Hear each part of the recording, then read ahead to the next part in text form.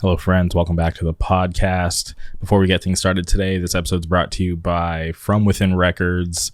It's August. We're less than 20 days away from the One Scene Unity comp dropping.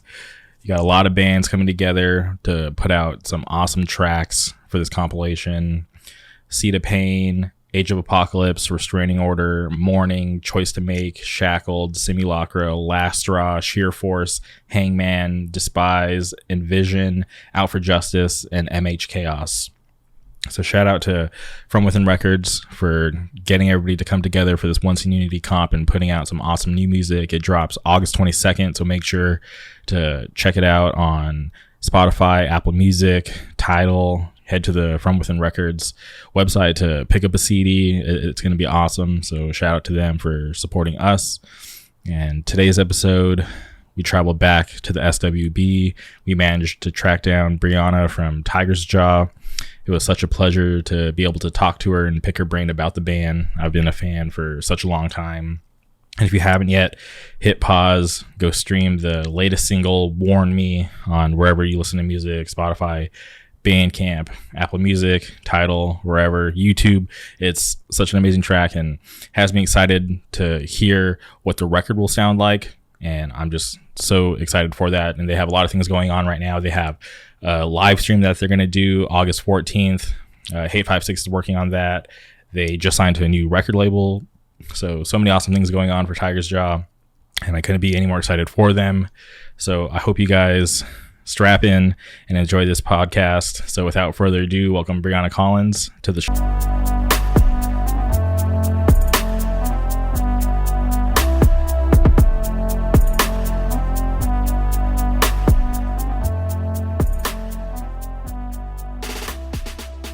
All right, and we're live. Welcome to the podcast, Brianna. Thank you for having me. Yo, I'm so stoked that you're down to do the podcast. I've been a fan of Tiger's Jaw since 2010, which seems like forever ago. Yeah, what is time anymore? Honestly, I feel like during these times right now, time does move like pretty weird. It doesn't feel. I hate saying the word normal because I don't even know what normal means anymore. Yeah, I think it's just like, instead of it feeling like every day is the same, it feels like every week is very similar. So it's like longer stretches of time that are repeating. I don't know. Yeah. We're dealing with it. Yeah. What can we do? We're just kind of just taking it, one step at a time and just trying to get through it because I feel like the majority of us have never been through anything like this before. Oh, yeah. Yeah, I feel that. Okay, so I kind of want to go back to your early days. I was just curious where you grew up and how you got into music. Sure. So I grew up in a town called Hamlin. It's technically, I think, a village because it's that small. Oh, wow. Okay. It's about 20 minutes outside of Scranton, about 45 minutes away from Wilkes-Barre. And yeah, I think the way I really got into music, I've always loved music and singing, like ever since I was little, like was in like church choir and stuff. But when I don't know, it definitely was like middle school, like 6th, 7th grade, where someone made me a mix and it was just like formative, like it was the finally feeling like that music was like an extension of myself. Like I felt like I could relate to it. And then I went to my first show in the 7th grade, and that kind of was the beginning of it all. Oh, that's pretty early, the 7th grade. Do you remember what show it was? I do. It was someone's senior project, which I know they have these like in most states, but in Pennsylvania, in order to graduate from public school, you have to do a senior project, which does something for the community, or it's usually community based. And for a long time, there was just a group of kids that were doing shows as their senior project, where it's essentially a benefit show. And my mom let me go because it was in the basement of a church. And I'm pretty sure that Greg Barnett from the Menzingers, his band, I think it might have been the Cretans, I forget. But just like, I remember that's the first time I ever like saw Greg in person, and like he was in high school, I'm in the 7th grade.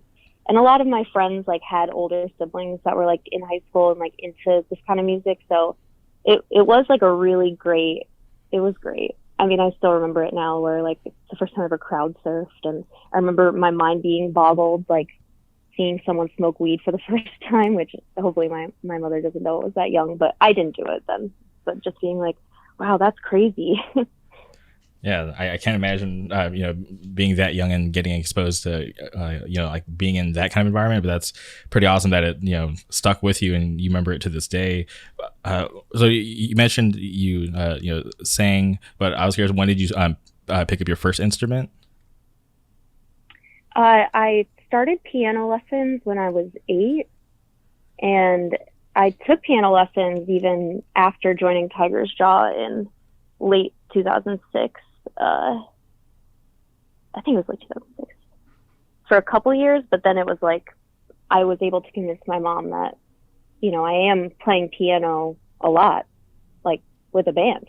Mm-hmm. So I didn't have to take lessons anymore, but that was the start. It was like my older brothers both had to take piano, so it was just something I was like going to have to do no matter what. And I still thank my mom fairly often for kind of helping me, encouraging me to stick with it. Although I do wish I also learned guitar, but it's okay. Well, it's not too late to learn guitar, right? Oh no, I just mean like because I really loved my piano lessons. I loved my piano teacher, mm-hmm. and thinking of being able to do that with guitar also would have been cool. But I'm glad I play piano and keyboard. It's something that I've definitely had, like, sometimes I wish I could move around more or something, but the instrument itself I love, and I think that I love that Tiger Shaw has always had, even before I was in the band, I always had a keyboard player. So. Yeah, no, I think it's awesome. I always have been fascinated by the piano or anybody that could play the keyboards or anything like that. Just 'cause like from just an outsider looking in, I don't know like any of like the technical aspects of it, but just the amount of keys and you have to use your hands and your feet. It just looks so complicated to me. Yeah, it definitely can be. I mean, but one thing I always say is that like what I play in Tiger Shaw is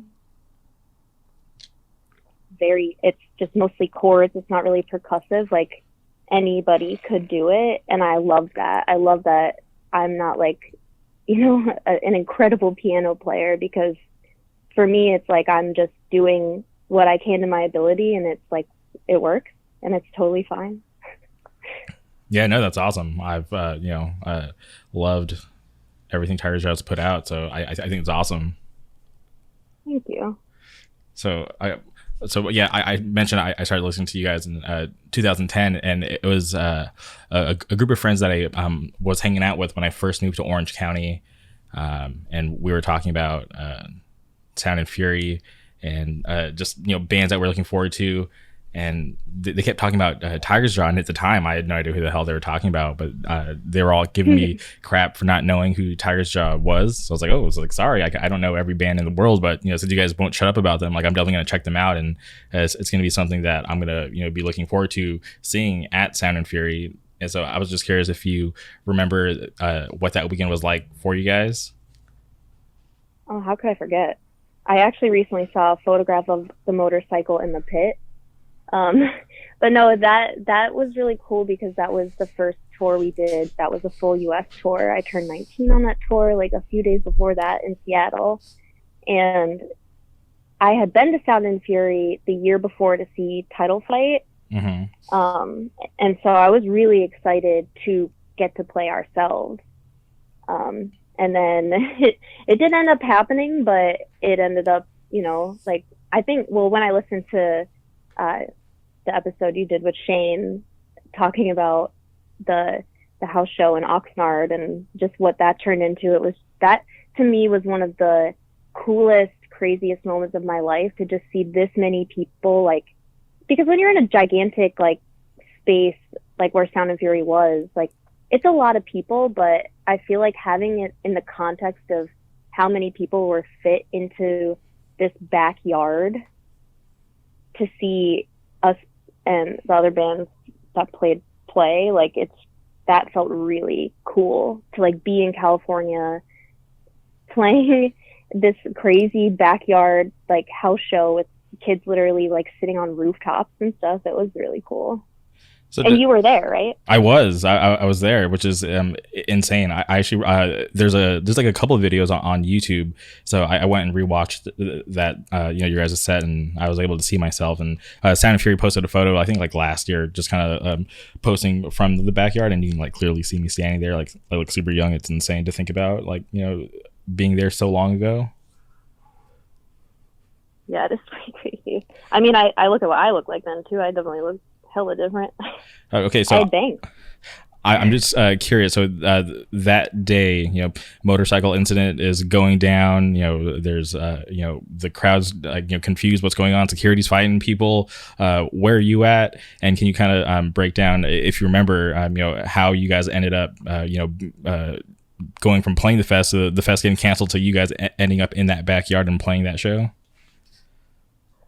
Sure, I will definitely try to recall it to the best of my ability because it has been a couple years. But the general gist was that we were setting. No. There was a band playing, and we were the next band to play. And so we're starting to like get our stuff together, like go backstage. I forget, was it Backtrack that was playing? Yeah, Backtrack was on stage. Yeah. Backtrack was on stage, and like. That was really cool too because like, being from the East Coast and seeing Backtrack play there, and then we're like playing right after them at Sound and Fury. So the vibes are good. We're excited. We're like getting everything together. And then when the motorcycle entered the pit, it ended up just this mass confusion feeling where nobody really knew what was going on. Like it definitely didn't I don't think it had to escalate into being as like big of a thing as it ended up being, but then it just got intense very fast. Like the mood changed from this like kind of funny what's happening to something is not good, and then the idea that the rest of Sound and Fury was going to be canceled. We weren't going to be playing that day. We were literally like just starting to get things set up on stage, I think, and then like had to take everything down. And I don't remember who exactly organized it, but just like through, basically we were asked if we would be down to play a house, like a backyard and not that far away. Like I didn't even know what Oxnard was. And so I think we just we definitely just agreed. I remember like rolling up and seeing all the cars and being like, where is this? And then like getting into the house, and there were already so many people, and just setting up and being like surrounded by everybody. It was really cool because like a backyard house show, it was kind of shows we were playing during that tour anyway, like playing a coffee shop, playing someone's punk house. And so yeah, it wasn't that crazy, the idea of like just playing a show at a house. What were the other bands that played? I can't remember if was it Bane? No, it was Brace War and Foundation. Brace War, I knew it was with a B. Yeah. It's so crazy. And yeah, and to have it be us and then those two bands, it was just like really cool how that was just like totally fine, even though we're pretty different than those two bands. But yeah, and then it getting shut down. I remember too, like getting sent the newspaper article, like where the photo from like the Oxnard local newspaper was of this backyard with all these kids in it. But the way it went down was very like exactly like the motorcycle ended up in the pit.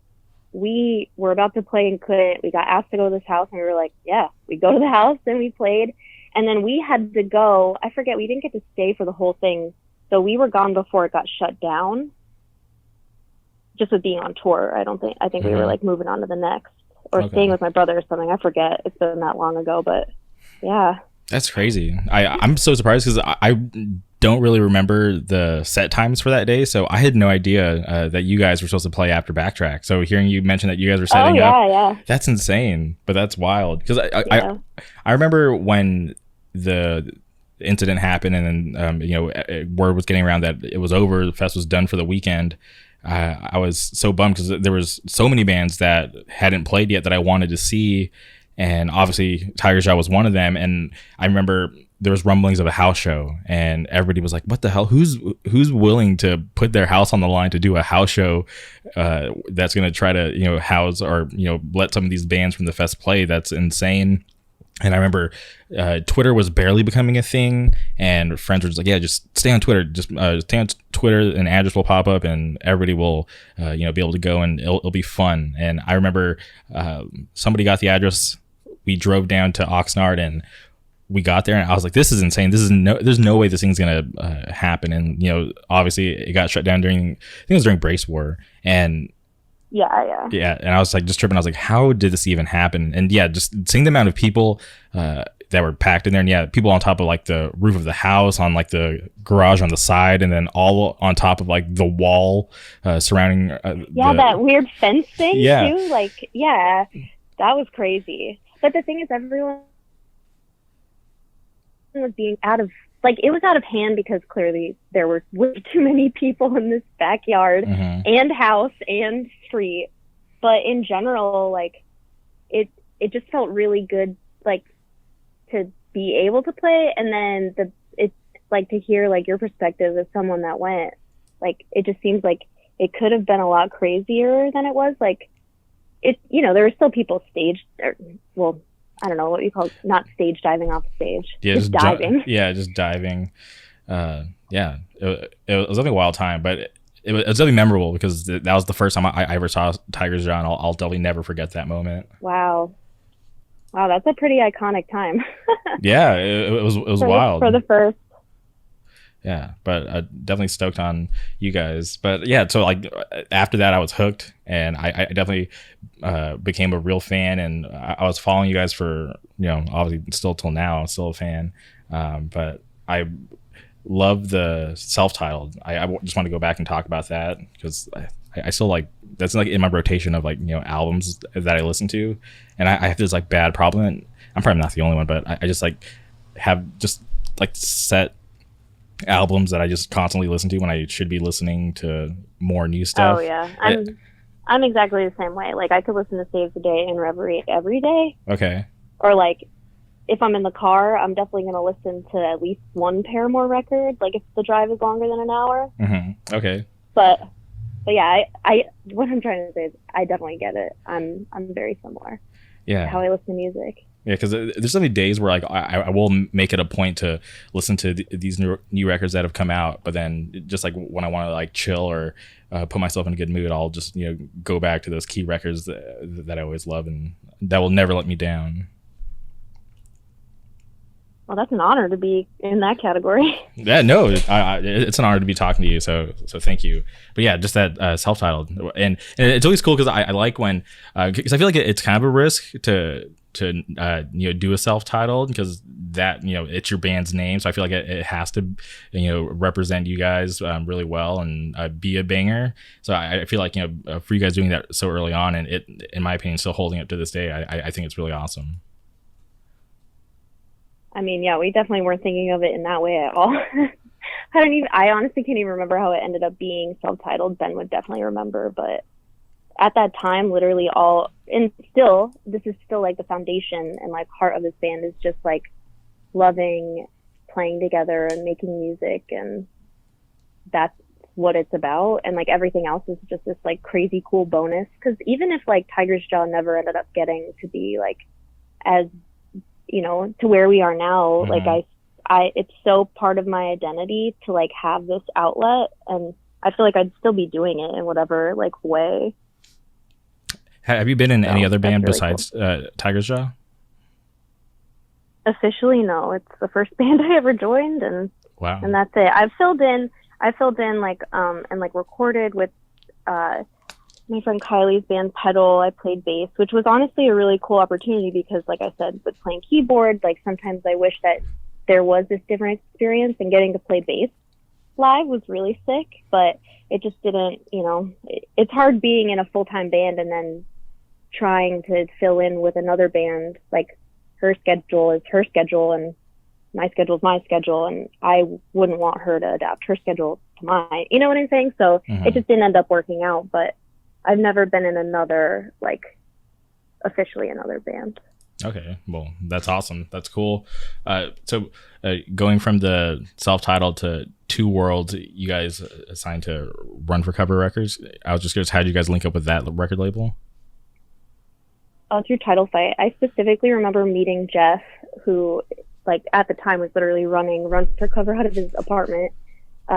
He was working the Bridge 9 tent at Warped Tour. I can't remember if it even had anything to do with Run for Cover, but saw them in Scranton, I think in 2009, like Warped Tour 2009. Okay. Against me played that year.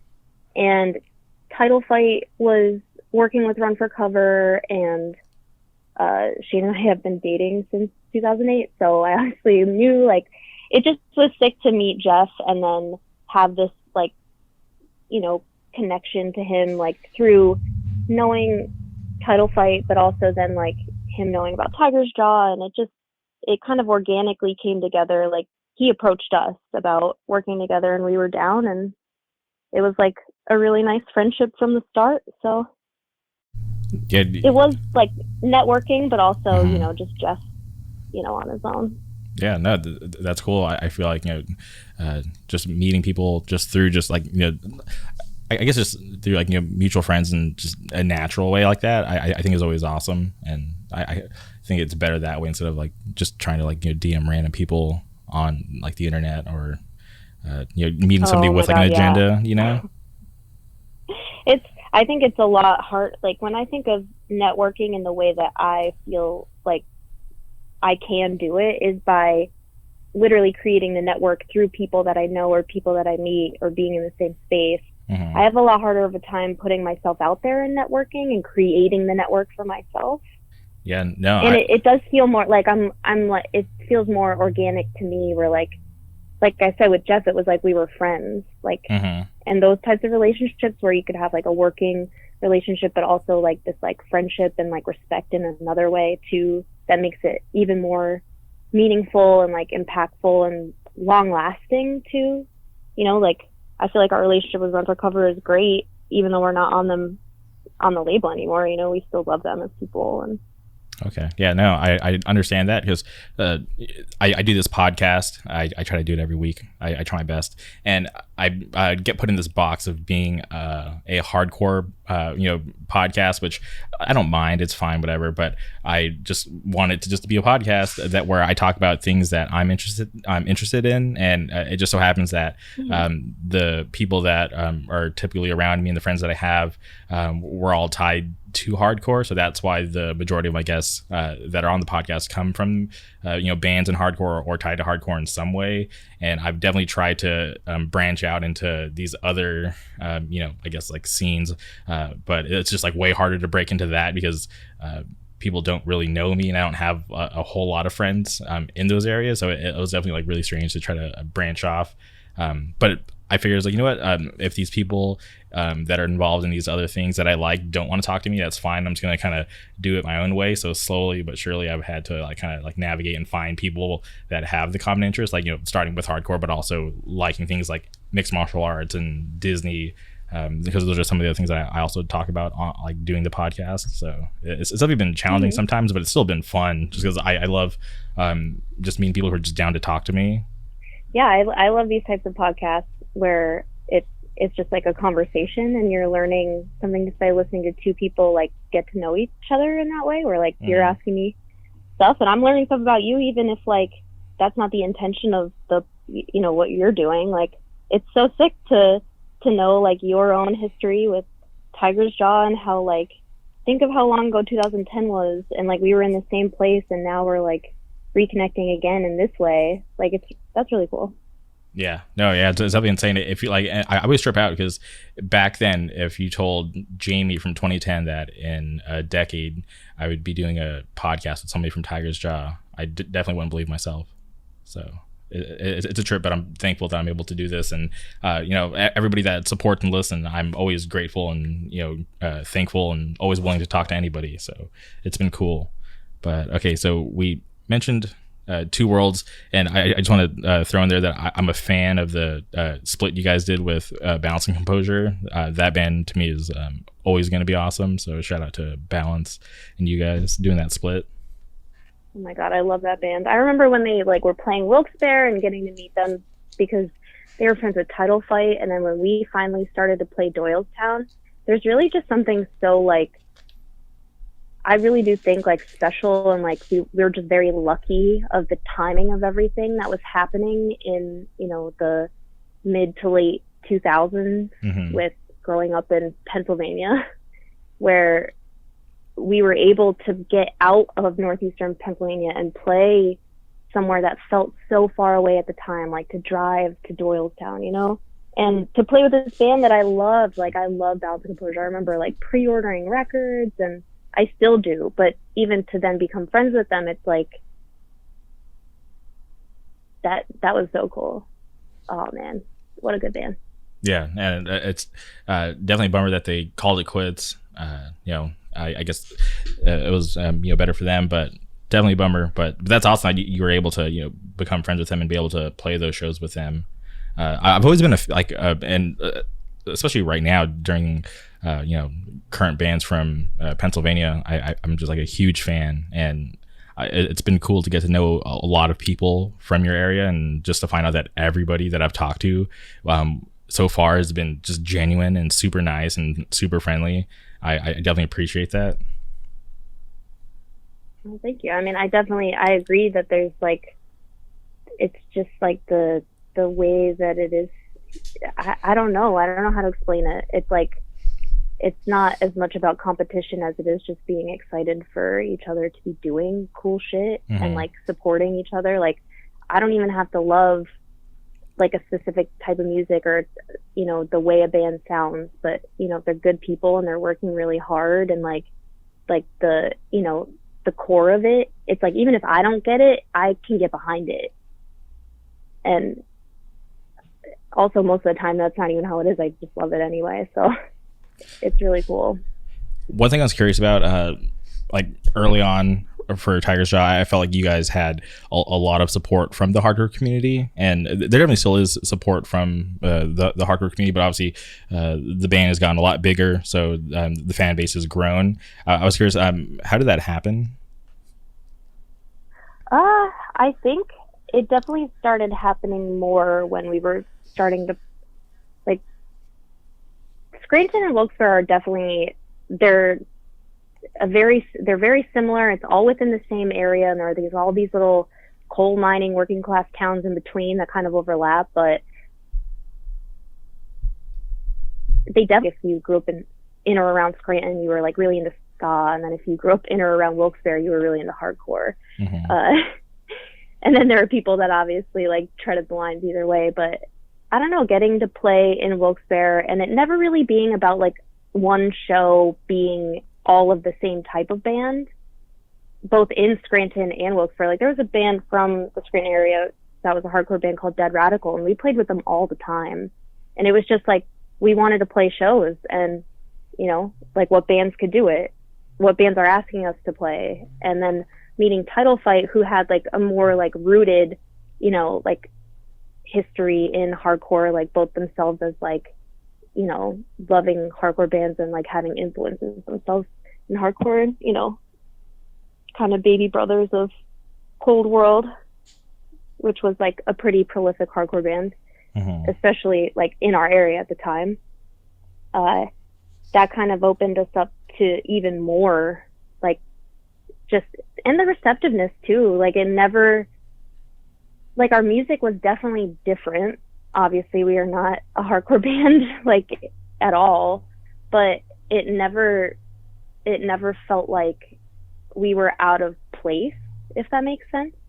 Like like at least for me personally, I never felt like we weren't like welcomed or accepted or just like able to be in these different types of shows or spaces where maybe the majority of the bands were hardcore bands. And then even when we toured, it just was like kind of like this mesh of like, you can like a bunch of different types of music and that's okay. Like you could really love hardcore and also love Tiger's Jaw, and that's fine. Like not having to limit yourself to like this one genre. Like I remember growing up, everyone saying like, I like music, but I don't like rap or country. And it's just like, who cares? Like, what does that even matter? Like, why not just like what you like no matter what it is? And that's kind of how it felt with us, like being so welcomed in like the hardcore scenes, like, you know, wherever we were able to play in one. Yeah. And in our own, I guess. It's cool when those bands do come into the hardcore scene, and then the whole scene will champion that band and just want to see them do amazing things. And I feel like you know, Tiger's Jaw is one of those bands that came in, and everybody, and even to this day, still like talk about you guys. Like when the new single dropped, and I know I'm skipping ahead, but when the new single dropped, I saw so many of my friends retweeting and posting it, and I was like, okay, that's cool to see in 2020 that they're still getting that love from this community. Like, you know, obviously, like I mentioned earlier, you guys do have a bigger fan base now, but it's still really cool to see that the community never really forgot about you guys. Yeah, definitely. And even like with ourselves, we've never been like, oh, we're not going to play something because it doesn't completely match how we sound. Like, I think too, that's part of it where we didn't care.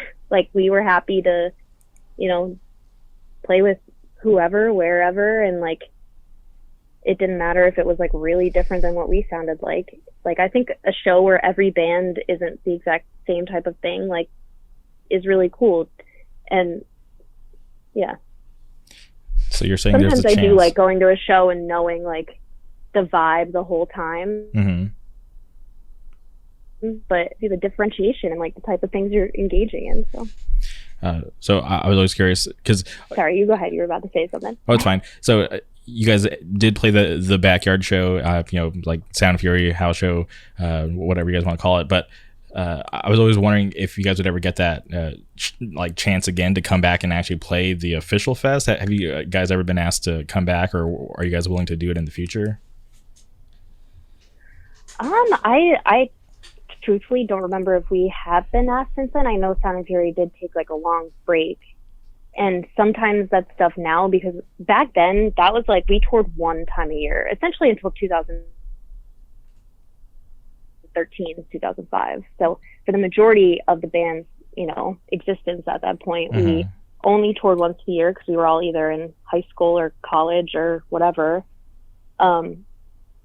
But now with touring more, there's like so many logistics and like the, you know, radius clauses and things that do end up coming into play more than like I think I ever realized. But I would say like we're never like we were going to play I think it's called Outbreak Fest in England, but something like which is a hardcore festival. Mm-hmm.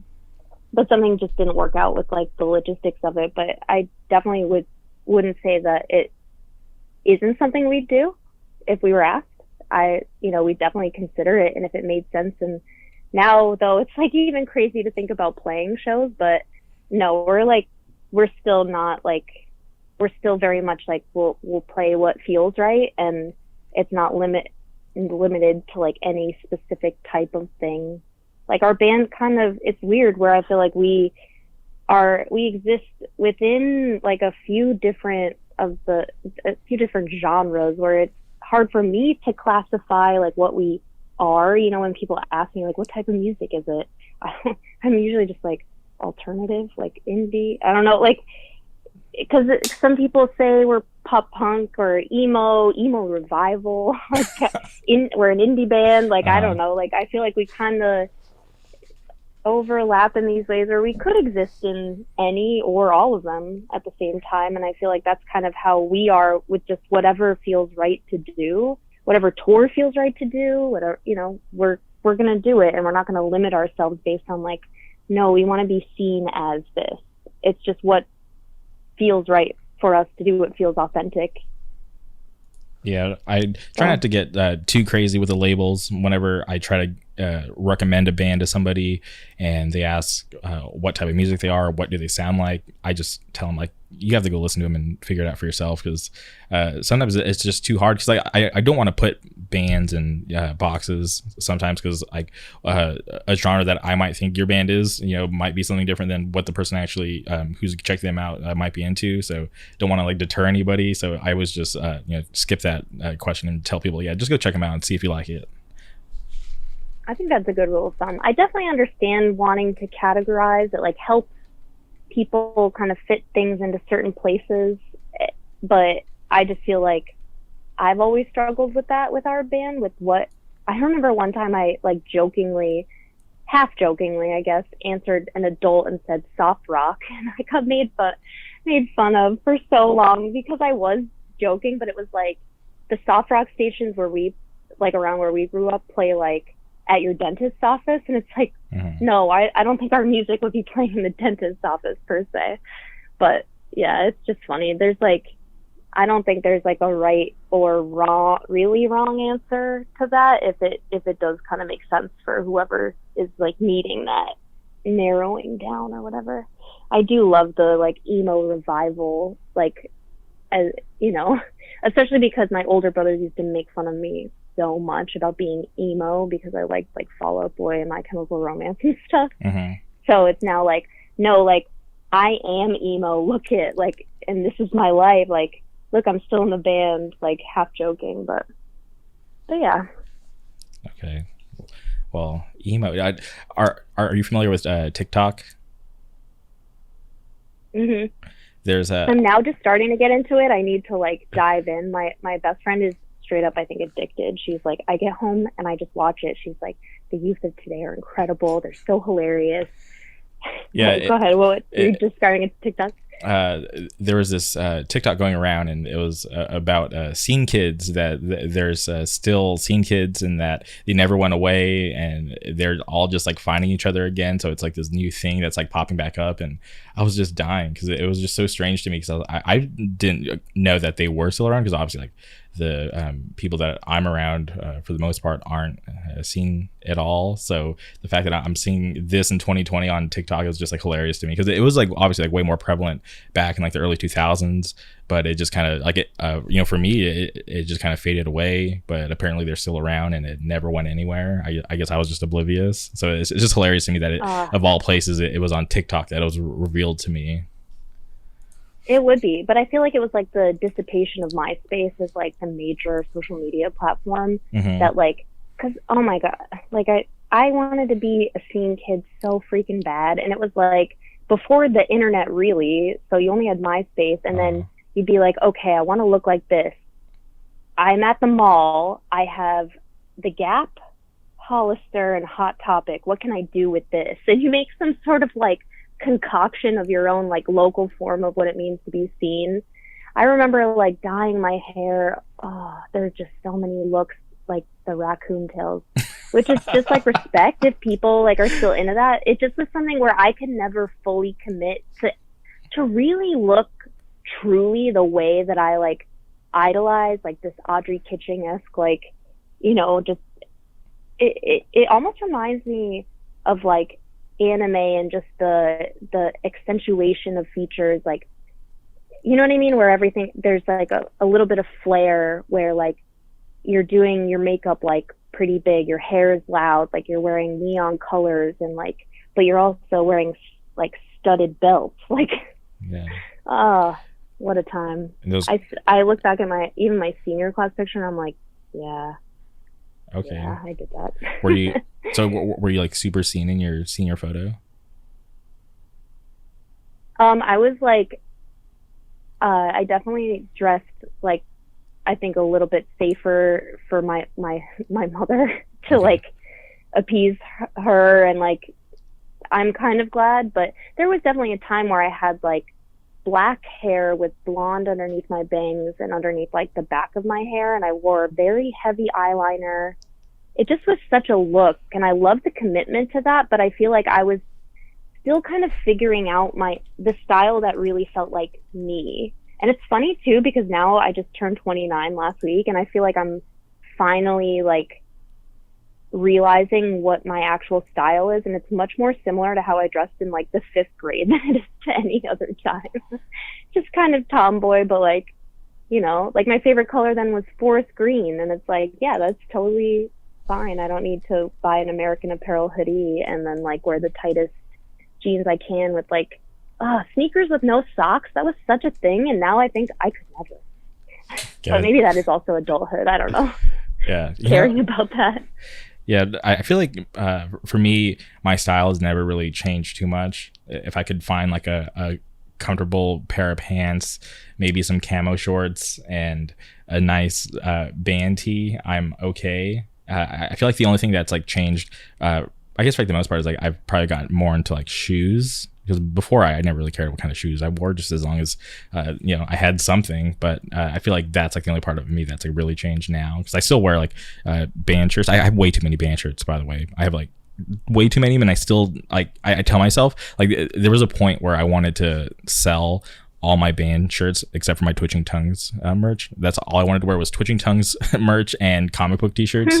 But the thought of having to get rid of all my t-shirts was just such a hassle, because I was like, okay, cool, I'm just gonna put them online and just sell them. But the thought of having to like, you know, photograph every t-shirt and then put them all online, I was like, okay, never mind, I'm just lazy. I'm just gonna leave them in these bins, and I'll just wear like the 20 in rotation that I have, and I'll figure it out. That's literally exactly what I do. I have Shane and I both, oh my god, our basement, we just have, I still have a Fall Out Boy shirt that I bought in the 8th grade, I think, online for a tour they did that I didn't go to. Okay. From their web store. Like, I still have that, like, because I cannot, like, my ties to the nostalgia of it. It's like, I you know, have those moments where I'm like, I should sell some stuff. Like, there's definitely stuff that like someone would wear and they would appreciate now. And like, that's how I try to look at it, is like, it's nostalgic for me, but it might be like actively like, you know, something that someone would wear right now rather than sitting in my basement and like wasting away. Yeah. But I don't know. Then I think about like when my mom will find something at the bottom of a drawer and be like, I had this when I was in college, and how cool that feels for me to like have that connection to her at that time in her life. Like, I get so tied up in that stuff that I don't think I'll ever give those bins away. I don't know. Man. But yeah, every time someone offers me a band shirt, I think, am I going to wear it? And if I'm not going to wear it right now, it's going to end up in the bin, and I would rather, the person that's offering that to me, I would rather take music or a pin or something that I'm going to like actually engage with, rather than a shirt. You know what I mean? Yeah. No, they add up fast. Well, you had what? No, it adds up fast. Like, oh, I have like, I remember getting into Heim, and I have like 6 Heim shirts, and now I don't know if I wear any of them. They've ended up in the bin because another bit, you know, I buy merch from another band, and then I have to make room on my shelf. So I'm like, okay, I haven't worn these in a while, put them in the bin. It's just like an endless cycle. Yeah. As you probably know, Yeah, 100%. There's shirts that are coming in the mail, and I look at them, I'm like so stoked to have it, but I'm just like, I don't want to wear it because it looks so cool. And obviously I know these garments, they're on, like in my mind, they're on a clock. It's like if I wear them once, that's like, okay, now it's lifespan is shortened, and I just like, yeah, I don't know what it is. It's just weird. I need to figure it out, because I always tell myself to stop, but it's just, there's just so many cool shirts. People come up with these cool ideas, and I'm just like, wow, like, how do the bands, and I've been going to hardcore shows since like 2002, and it's 2020, like, how are bands still coming out with awesome designs that I'm still into? It's just strange, but I just got to figure it out. But I feel you brought up Fall Out Boy like a couple times, and I have this memory of Fall Out Boy because I love Fall Out Boy, and it was, I think, had it been 2003 or 2004, I can't remember, but they were on tour for they're on tour. It was during the Take This to Your Grave era with they're on tour with Matchbook Romance, and this girl who lived on the same block as me, who we went to the same high school, she asked me if I wanted to go because her mom was taking her, and she had an extra seat, and she knew that I liked the same music. And I asked my mom, and my mom was so against it because she didn't know the girl or her family. So she's like, I'm not going to let you go to San Diego with strangers to see some bands that I've never heard of. And I seriously was so bummed, and I'm still bummed to this day because like that era of Fall Out Boy to me was like perfect, and I love that record like front to back. Like I could just listen to it nonstop. So whenever I think about Fall Out Boy, I just think about how sad I was when my mom wouldn't let me go to that show. Yeah, I definitely. It's not like a secret that Fall Out Boy for a long time was my favorite band. I'd be a poser if I said that I really like paid attention as wholeheartedly as I was before after From Under the Cork Tree. But I think it was just also my own music taste expanding, which I think ended up being a good thing for me. Mm-hmm. With being in Tiger's Jaw and like, you know, Adam used to make me mixes all the time, like listening to bands like, you know, I had never listened to the Microphones before I joined Tiger's Jaw, just like indie bands, getting into Duck Cat for Cutie, just expanding my own horizons. I thought, you know, it wasn't that I was actively trying to not be into Fall Out Boy, but it like just phased out of my life. But there was a time, because I was like a 14, you know, 13 to 17-year-old girl, where my passion for these bands was so like the music to me felt like they were speaking my language, you know, which is so funny now thinking back. But whatever it was, like the energy in the music. But this is really, I'm not even gonna say it's embarrassing because I fucking did it and I was stoked and I found it recently. But I had this thing called the Fallout tape. Terrible name for what it was, but it essentially was this VHS that I kept in my TV that had a VHS player. And anytime Fall Out Boy was on TV, if it was like TRL or like they were performing on late night, I would record them in like 2004, 2005, into 2006. And like, to think of before the internet, like creating this way of being able to go back and watch them perform live, because they weren't playing Scranton all the time. Like I remember seeing them Warped Tour 2005. And then I don't remember the next time they played locally where I was allowed to go. So that was like my way of seeing them play live before, you know, the internet was what it was. But yeah, they were definitely like a formative band in like my coming of age and like getting into music and thinking about harmonies and like, you know what I mean? Like, the harmonies are so good in all their songs. Yeah, no, that's awesome. And I definitely trip out because the like YouTube, the internet, it's so easy to get on. It's on our cell phones, you know, high speed internet these days. It's so crazy to think about how slow dial up was back in the day. So thinking about VHS and you having to record those things as they were happening, that's wild. But that's cool that you had that dedication, and at the time you're able to go back and watch those performances. Because yeah, the internet, life before the internet, before the way it is like, you know, now, it was definitely crazy to think about, because I spend so much time just like on the most like random like Instagram accounts just watching these funny videos, and it's like, you know, probably bad that I waste so much time, but it's just so I find it like relaxing. Sometimes I'll just go on I'll go on Instagram or Twitter and look up like Foo's Gone Wild, and I'll just sit there and like, you know, before I know it, it's like, you know, 45 minutes have passed and I'm just like, you know, so deep in their feet. I'm like, crap, I gotta do something with my life. I gotta not like lay here anymore. Like this is really bad. Yeah, I definitely think the internet is like an exercise in being interested in the human condition and like, you know, seeing people that are different than you, how small the world really is when we are all able to connect in this way. But then also trying to remember that like real life is happening around you and is also incredibly important. It's such a balance. It's really hard. I get stuck in it too. And like I said, we talked as a band about making a TikTok, like we're going to, but I'm in the same way that we have a band Twitter. That's how I use Twitter. I don't have a personal one, but like we as a band follow the people that we want. And then like I go through the feed. I'm like, because the TikToks that I've seen, like even on Instagram stories it's so funny. I remember even the ones that drag you, like, oh my God, I remember seeing one where it was like Gen Zs talking about millennials, making fun of them about how they like love identifying as their Harry Potter houses. I was like, oh my God, you guys are so right. That's so silly and true, you know, but I could do that for an hour and a half and not realize that.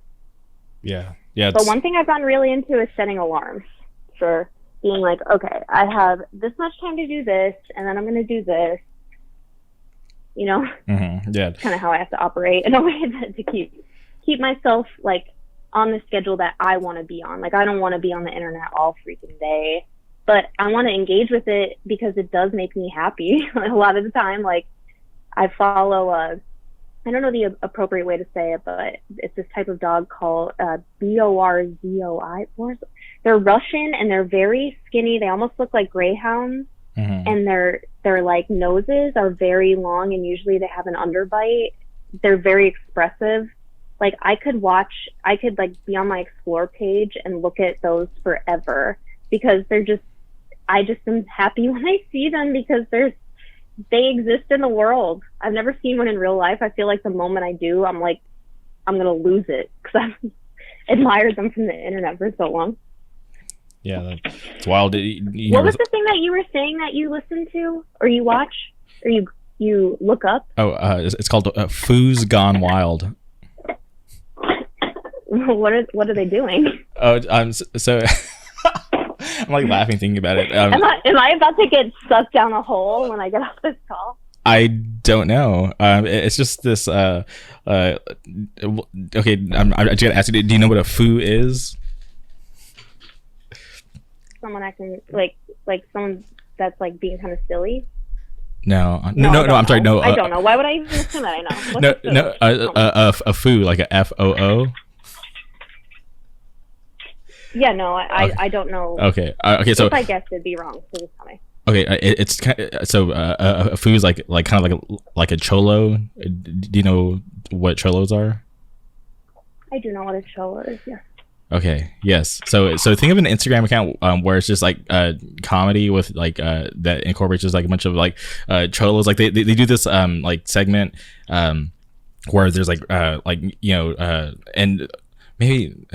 And I think it's fair to categorize them as because it's just like the way they dress, and just like they just look that way. So there's like this series of you know these like foos like walking like just randomly down like a public street, and then they'll just like, you know, put like random like music to it, and they'll just be like, warning, where's this foo going? And it's just like, I don't know, it's just so stupid, but it's just so funny. So it's just like this, it's like a comedy page with just that kind of culture.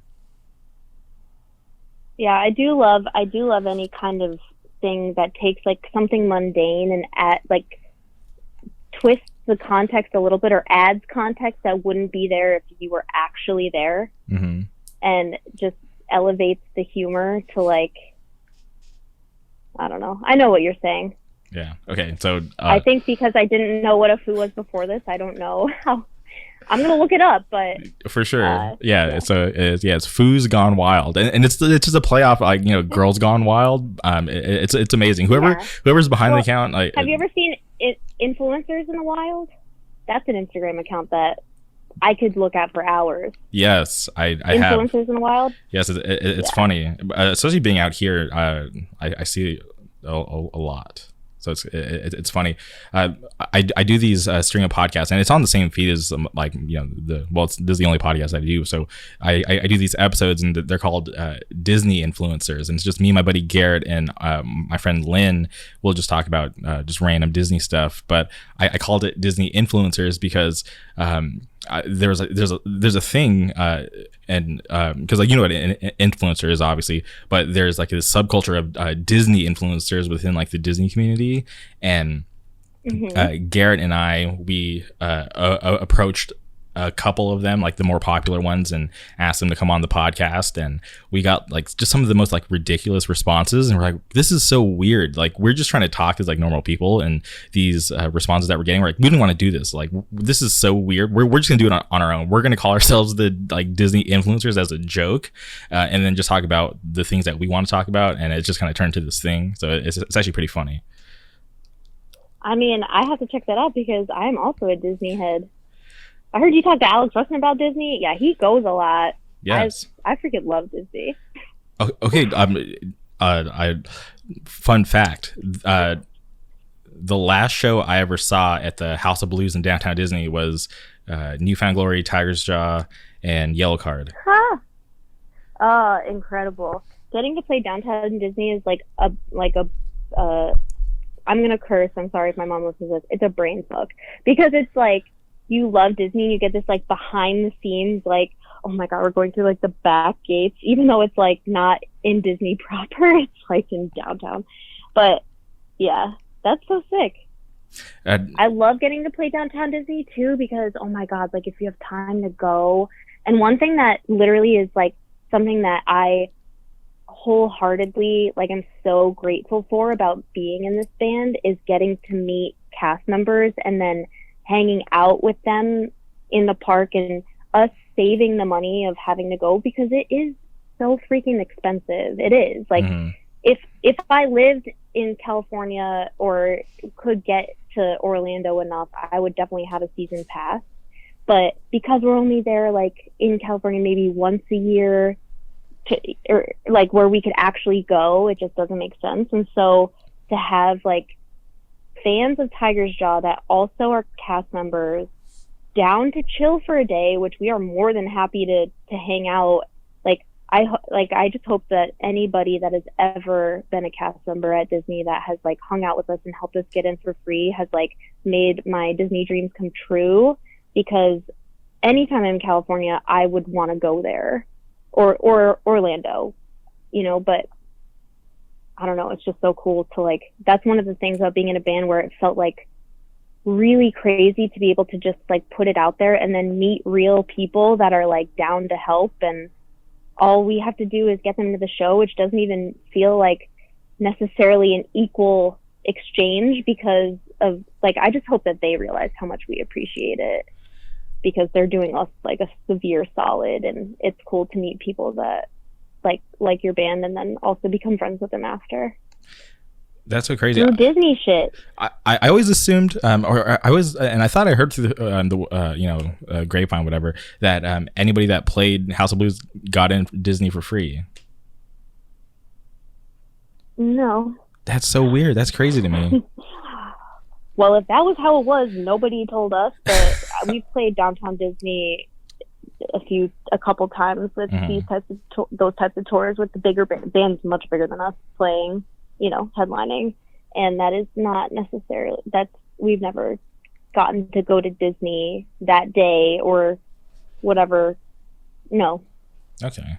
Maybe for the headliners, because that's something I wouldn't know. We've never headlined downtown Disney. Maybe there is something like where they do get to go, but okay, that's not been our experience.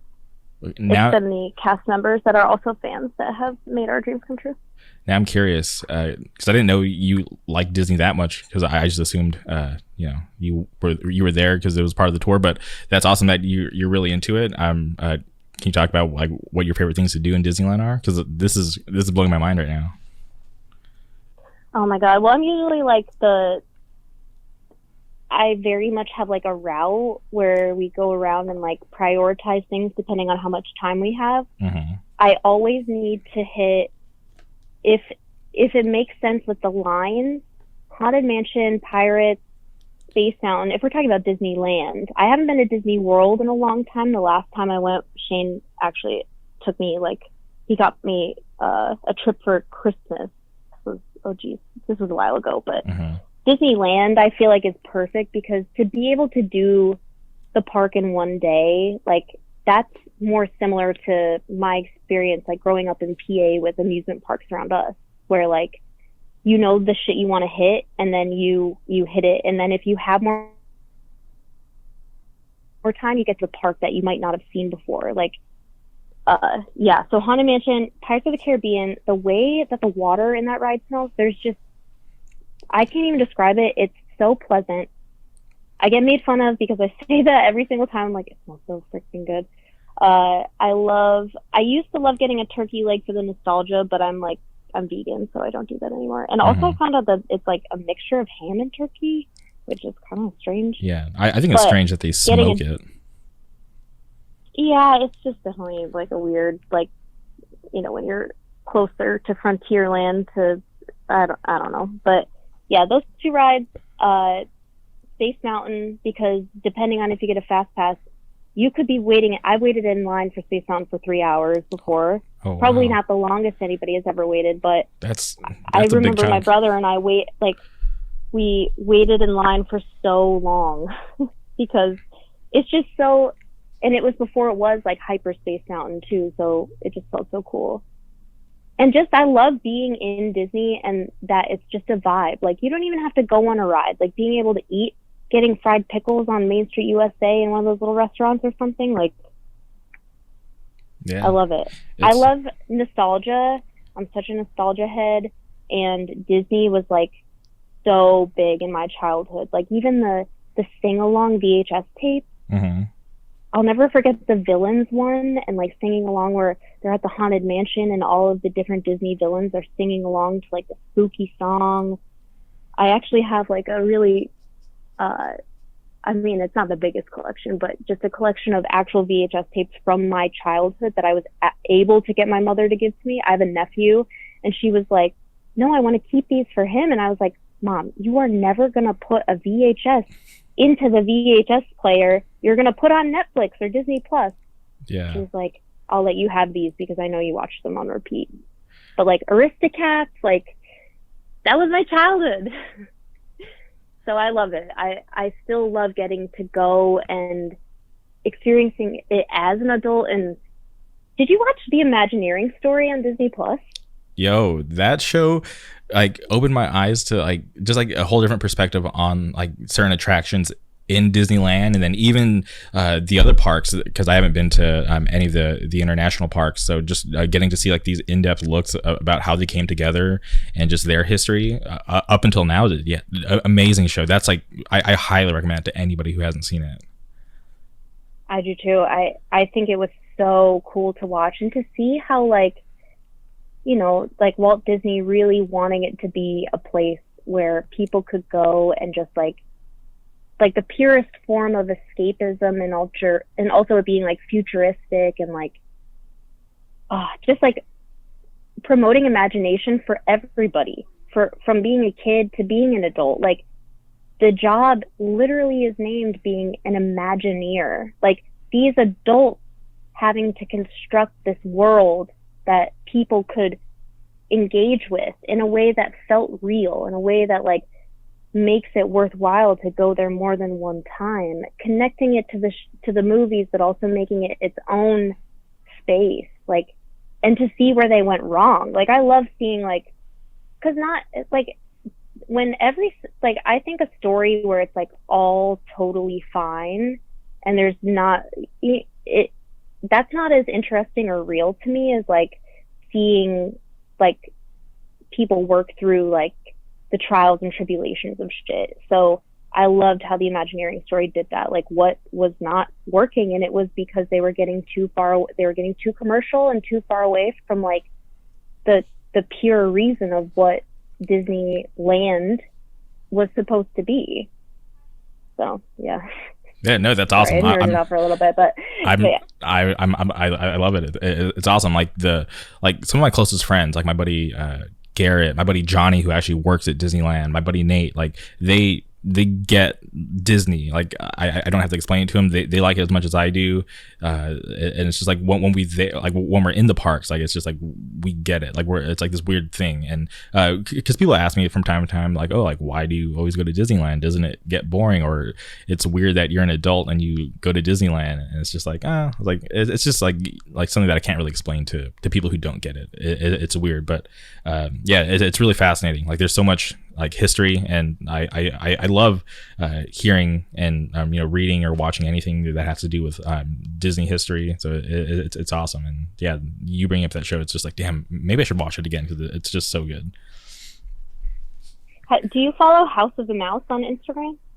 No, House of the Mouse on it. No, I don't. Should I? Yeah, you should. I mean, it's I actually was introduced to it by a fellow Disney head, my friend Lauren from Long Island. She actually is the one that like posted about it, and I had started following them. They don't have a ton of followers, only 94.8, but it's a cast member, and the point is preserving the history of Disneyland, and they always post like throwback stuff. And then, yeah, I love seeing like the behind the scenes of animation, or like the construction of the park, like things before they were filmed all the way. Like the last thing they posted, I think, was something like the Haunted Mansion before it was like the Haunted Mansion, like the construction of it. I love all that behind the scenes stuff. Oh. There's also an amusement park in Pennsylvania, which if you're ever out here, we've got to go. It's called Knoebels. Yes. I stand this place, like it just is in the same way where Disney feels encapsulated in a moment in time, in that they like, there's always going to be like the Cinderella from like, well, that was what, like the 1950s, like just something that nods to the era of when it actually was, and like the history of it. Like Knoebels is trapped in time. Like they add things slowly, and like they're definitely more like, they're very much like, they've got 2 wooden roller coasters. It's a park where it's tickets. You can be in the park for free. You could go camping. You could bring your dog. It's just like a beautiful little amusement park in like the central east of PA. And I've gone every year since I was like 8 years old, and this year I have not yet gone because of COVID. But it's like loosely what like Brass Ring references Knoebels, because they have a carousel where you could sit on the outside horses and you have to catch rings, and if you get the brass ring, you get a free ride. And I love that they still do that, like where if you do get the brass ring, they ring the bell and they're like, where are you from? And they ask you, and they're like, Brianna Collins from this place gets the free ride, she got the brass ring. And then you just stay on your horse and get to go again. It's like so simple of a concept, but I hadn't gotten the brass ring until I think it was 2 years ago, after I'd written the song. And that was a really cool moment. But I love amusement parks and like what they can be when they are kind of at their purest form, which is just like escapism, but not about, where it's not as like in your face about like them making money or commercialism. Like Knoebels is owned by a family, and they just like, that's their livelihood, is this park. And like Disneyland is obviously a massive ass corporation, but the thing that I just still love about it is what it gives to people. Like seeing my nephew watch like a movie over and over again, or how many kids I babysat that watch Frozen like 6,000 times, because they love it. They love the story, the music, and like how it engages them. And like as an adult, I maybe can't experience it in the same exact way, where like, you know, you can't tap into your imagination like you did when you were a kid, but I can see a little kid do that and understand their connection to it. And then being in the parks and seeing it come to life for them, like, oh my gosh. I joke with my friend Nikki, she's my best friend, never was very into Disney. She's very much a realist, doesn't like fantastical things, but her daughter does. And I can't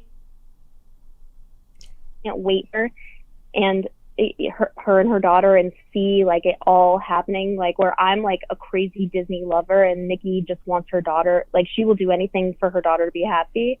And seeing her like see it in real time, like to see a character that you've only ever seen animated in a movie in real life as though they are a real person when you're little, like I feel so lucky to have gotten to do that as a little kid myself. You know, like my grandparents had like a trailer in Florida that they go to in the winter. And so I think I went twice when I was very young, like, because my brothers are a little bit older than me. They're like 10 years older than me. So if I was like 5, they were 15. So they were like, they remember it. But I was like at the very early stages of like, you know, when you're able to remember things. And I remember going to Disney and feeling like just how cool it was to see in real life, as though like my dreams were coming true or something. I'm getting very like existential with this stuff, but I think that it just like my connection to Disney is very much based on like my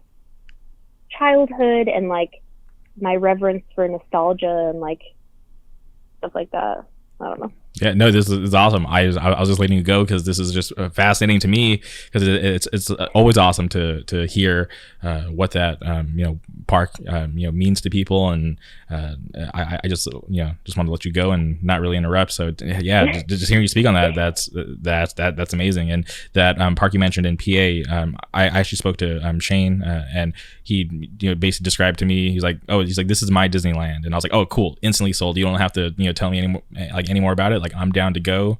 I'm planning to go to Pennsylvania, Wilkes-Barre in October, but that's kind of up in the air because it was based around this fest that's supposed to be happening. So if it happens, I'll be there. If not, I'll have to reschedule. But I'm definitely looking forward to getting out there and meeting you in person and hanging out with Shane and Nate Prosciutti and everybody else from out there. So definitely looking forward to that. Nate! Oh my gosh, yeah. Yes, it is just funny too, like especially around here, how small of our world it is. Like, it's so funny, and just everybody being connected, and yeah, if you come out, it'll be really fun to hang out. And October is very fun with Knoebels. If it is like with COVID, it's hard to know, what it will be like in a few months. But if it is safe and makes sense, they do Halloween weekends. Oh wow! Where it's like not so scary fun. It's very funny. That would be a treat. Very much Disney Halloween, like where there's pumpkins and it's spooky, but it's not really spooky. Yeah, it's not like horror. No. And the haunted house at Knoebels is sick because everything is handmade. Okay. For the most part, that's awesome. Any digital upgrades you could even see have been like installed by a human being. That's the difference, I think, between Disney and Knoebels, where like Knoebels feels so DIY, where Disney is like the actual immersion where you're like kind of like treading the line of like being able to like imagine, like Disney itself is supposed to be an experience, like, but Knoebels you could still tell that like it's like these people from Elysburg like putting this shit together themselves, which I also think is a cool thing, like on its own. Yeah. Okay. Yeah. Well, I'm definitely looking forward to it, and hopefully, it opens because unfortunately, Disney has canceled their Halloween plans for this year. So that was like a huge bummer to hear for out here in California and in Florida. So I would love to be able to do something like Halloween themed this year.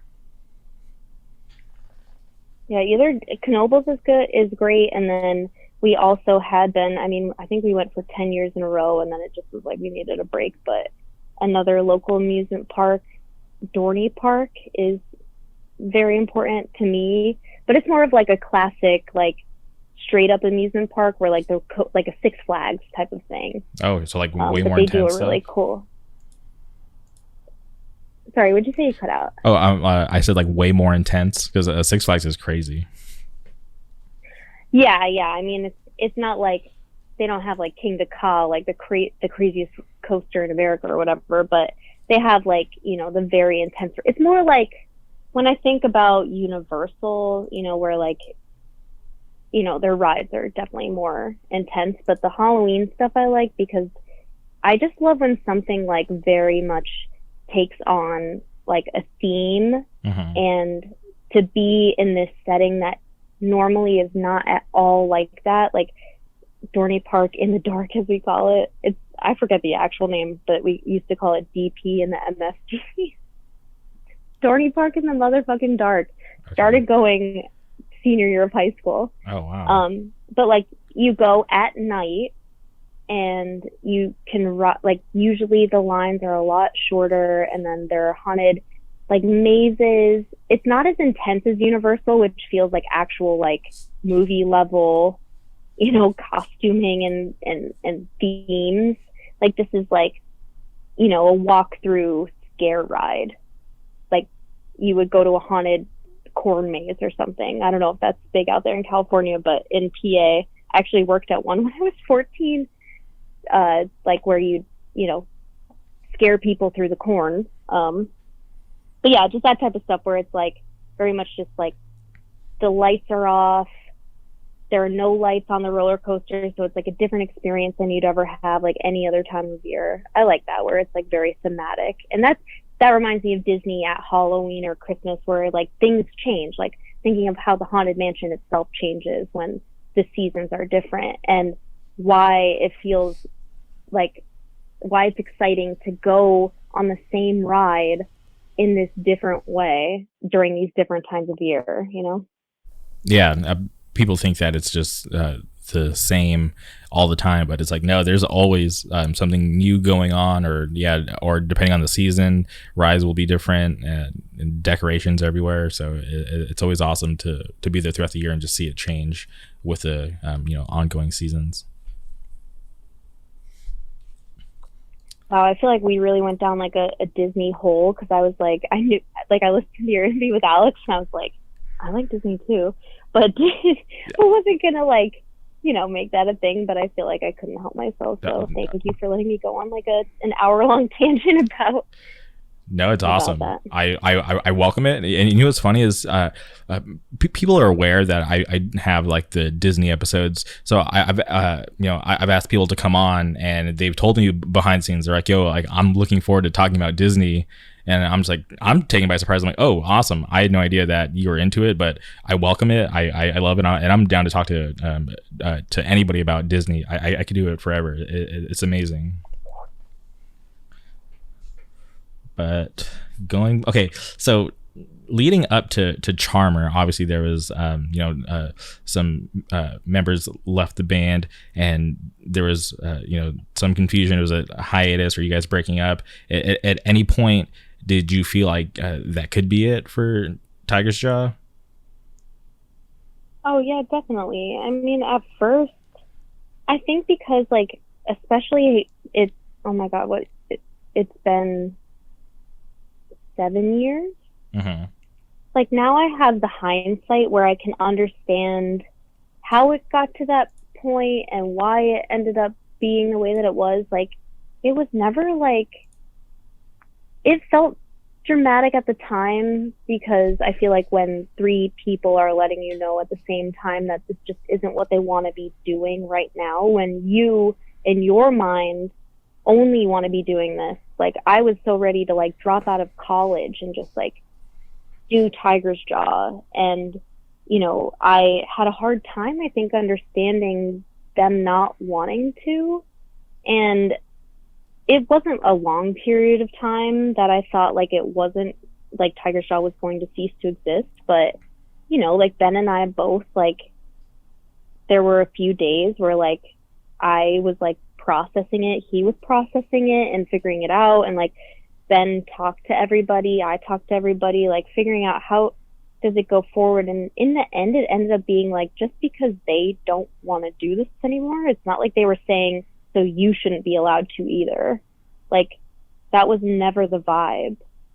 And I think the moments that were the scariest for me were thinking about like, this is so much part of my identity. Like, I joined this band not even realizing like how much it would mean to me, and then it's become essentially part of my identity. Like, what is life beyond this, whatever. And then it wasn't even like a long period of time though before we came to the point of like, we have stuff booked,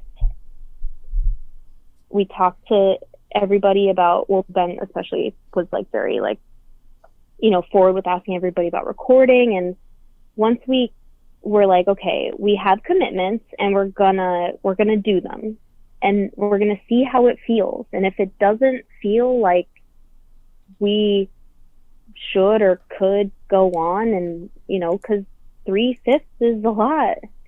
And I do think that now looking back, it's like Tiger's Jaw is like a different, sonically we've like definitely changed, because obviously with especially with Adam leaving, like he was one of the main songwriters, he was a lead vocalist. It's changed, but the core essence of Tiger's Jaw I feel like hasn't changed at all. Where like how I feel being in this band isn't different than it was when I was like a teen. Like, where it's something that feels like exciting and fun and like makes me really happy, like brings joy to my life and also purpose, and is something that enables me to like do my own art, like either graphically or like even now with songwriting. Like it's just something that kind of had to happen. I just wish looking back that we all were able to be more straightforward with each other when things were happening in real time. But it's something that I think even now I'm just getting to that point in my life, like as a 29-year-old adult. It's really easy to be passive aggressive or just passive in general when you know that what you say is going to upset someone. So you end up eating your own feelings. Like, and that's like what I feel like ended up happening, where like maybe there were points before Adam, Pat, and Dennis like wanted to leave at the same time or whatever, like that there could have been moments where we talked about it and it wouldn't have been as like much at once. But even the way that it happened, it wasn't, it was sad, but it was like I got what they inevitably were like wanting. And just because they didn't want to do the band, it didn't mean that I didn't want to do it or that I shouldn't be able to do it. So it was a huge change at that time in my life, but I think like it was necessary. It was necessary for all of us, and like for all of us to still be friends. And it wasn't about some crazy drama. It was just like people wanting, you know, we were literally about to tour full time. Like Ben and I were the last two to graduate college. Everybody else had already graduated. Like it just was like, all right, we're about to do a full European tour, a full US tour, record a new record. Like that was the time where it was like, okay, am I going to like dive in head on to this thing or am I not? And I could see that now. I wish obviously back then that I could have like seen it as holistically, just so that I wouldn't have been as like distraught at the time, because it did definitely feel like I got broken up with by 3 people at the same time. Mm-hmm. But in general, it was like, it was really like honest, and like, you know, I could never fault someone for doing, like sticking up for what they need at that moment in their life. Like, and the fact that it did just come down to like, you know, they just let us know that they weren't going to be in the band anymore, and they weren't trying to hold us back from doing anything. Like it wasn't, you know, it wasn't like this crazy negative thing. I remember when, but I definitely, oh, sorry, go ahead. Oh no, go ahead. Finish your point. Sorry.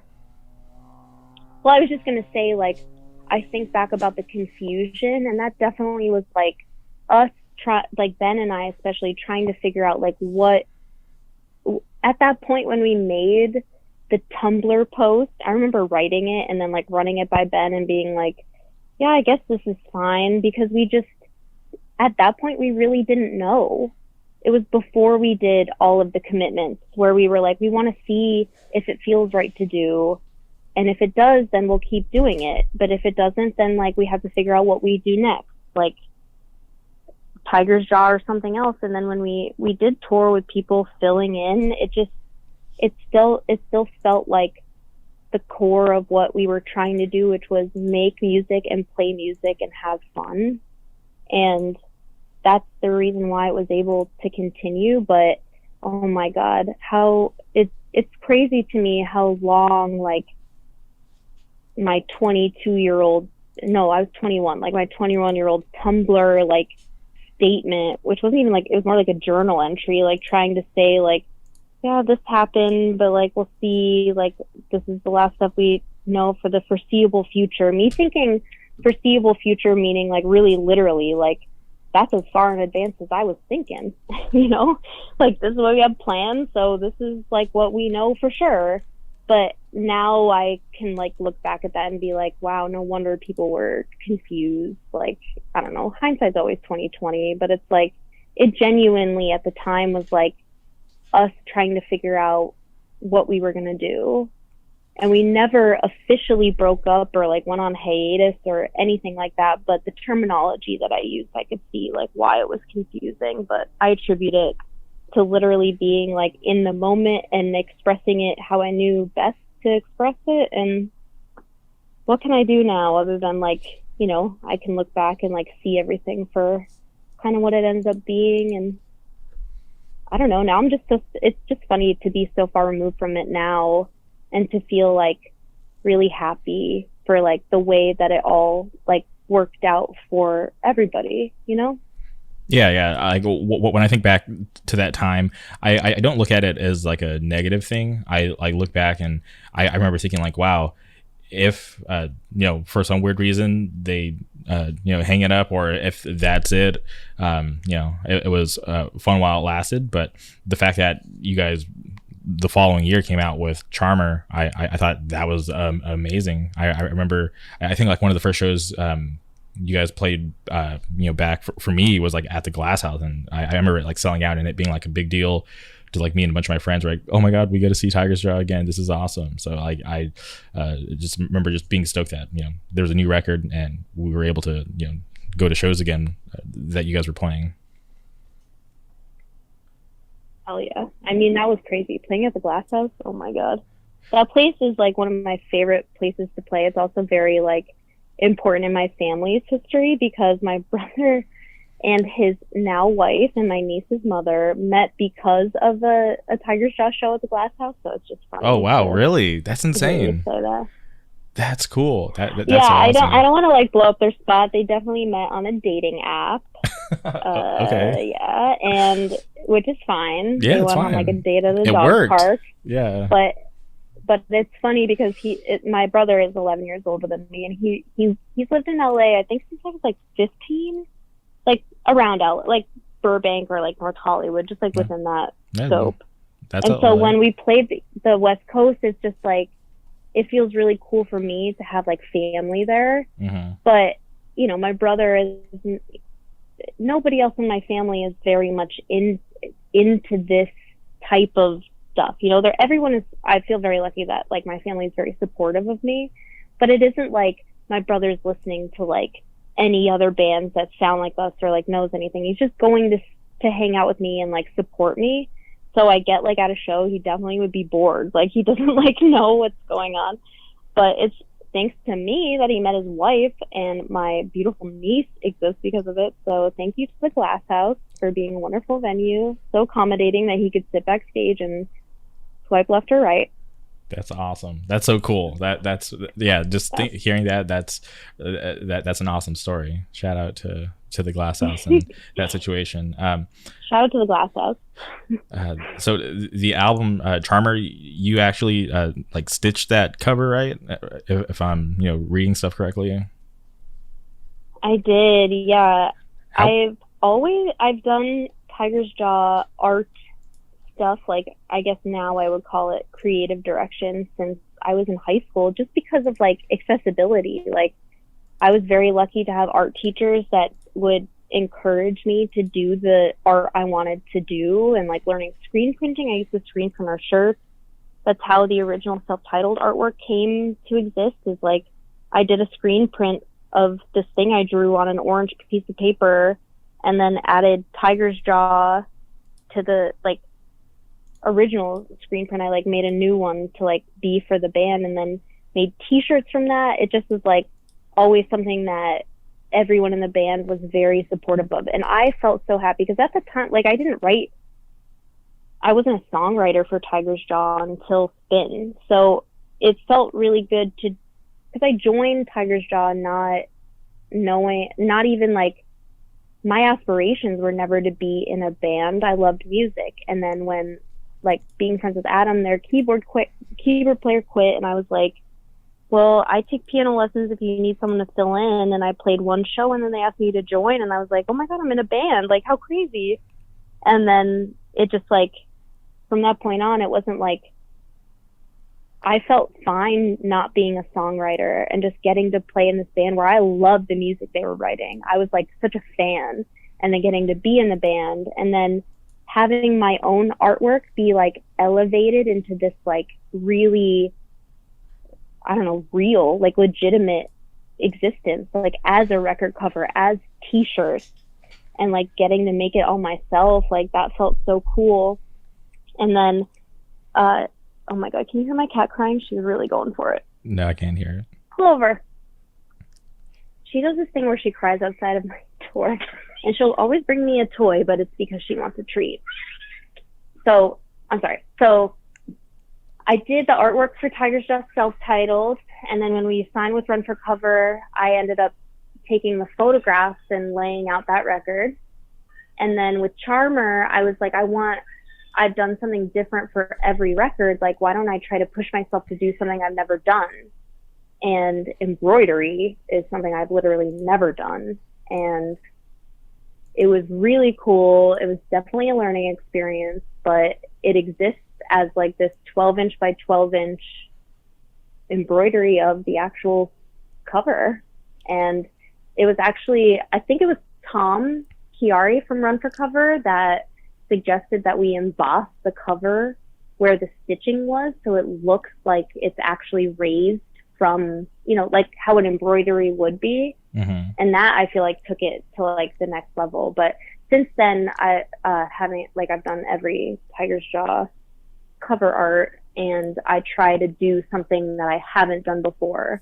But I've decided after, with what I'm doing for our next record, like I'm working on that right now, like I've decided that like now I'm just going to do whatever feels right, because I feel like if I keep trying to push myself to do like a different medium, like that was a good challenge, I think, for the time in my life when I was thinking about it in that way. But now I need to just do what feels right for like me as an adult and hashtag artist. But yeah, it was sure. I'd never done it before. And it was funny because at the time I was substitute teaching just at whatever schools had the availability. And if I had like a prep period or if a class was taking a test, I'd just be embroidering while they're like sitting there. Wow, that's wild. Doing it. So. And where is the original right now? It's in a drawer. I have the originals of everything, like the screen print from self-titled, the Spirit Desire 7-inch artwork, which is actually a photograph that Adam brought to me, and I did this type of photo transfer called a gloss gel medium transfer. Mm-hmm. I was really into it. I got super into Robert Rauschenberg in junior year of high school. But yeah, they still exist. I definitely am going to like hold on to them forever.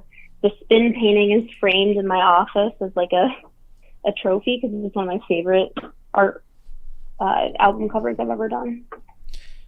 That's awesome. I'm going to get there, but I actually have a wall flag of the Charmer album art, which I moved a couple months ago, and I still have some stuff at my parents', and anytime I end up in Palm Springs, I'll stop by, grab random t-shirts that I'm never going to wear and just stuff that I didn't take with me when I moved. So I was actually down there this past weekend just go pick up some mail and see my buddy Nate. And one of the things that I grabbed, so I have this drawer of wall flags because I used to be really into wall flags. And I was like, I need to grab one wall flag for the new spot. And I actually grabbed the Charmer one. And it's like one of my favorite covers because it does look crazy because you explaining how you guys embossed the cover to make it look like actual the stitching's raised.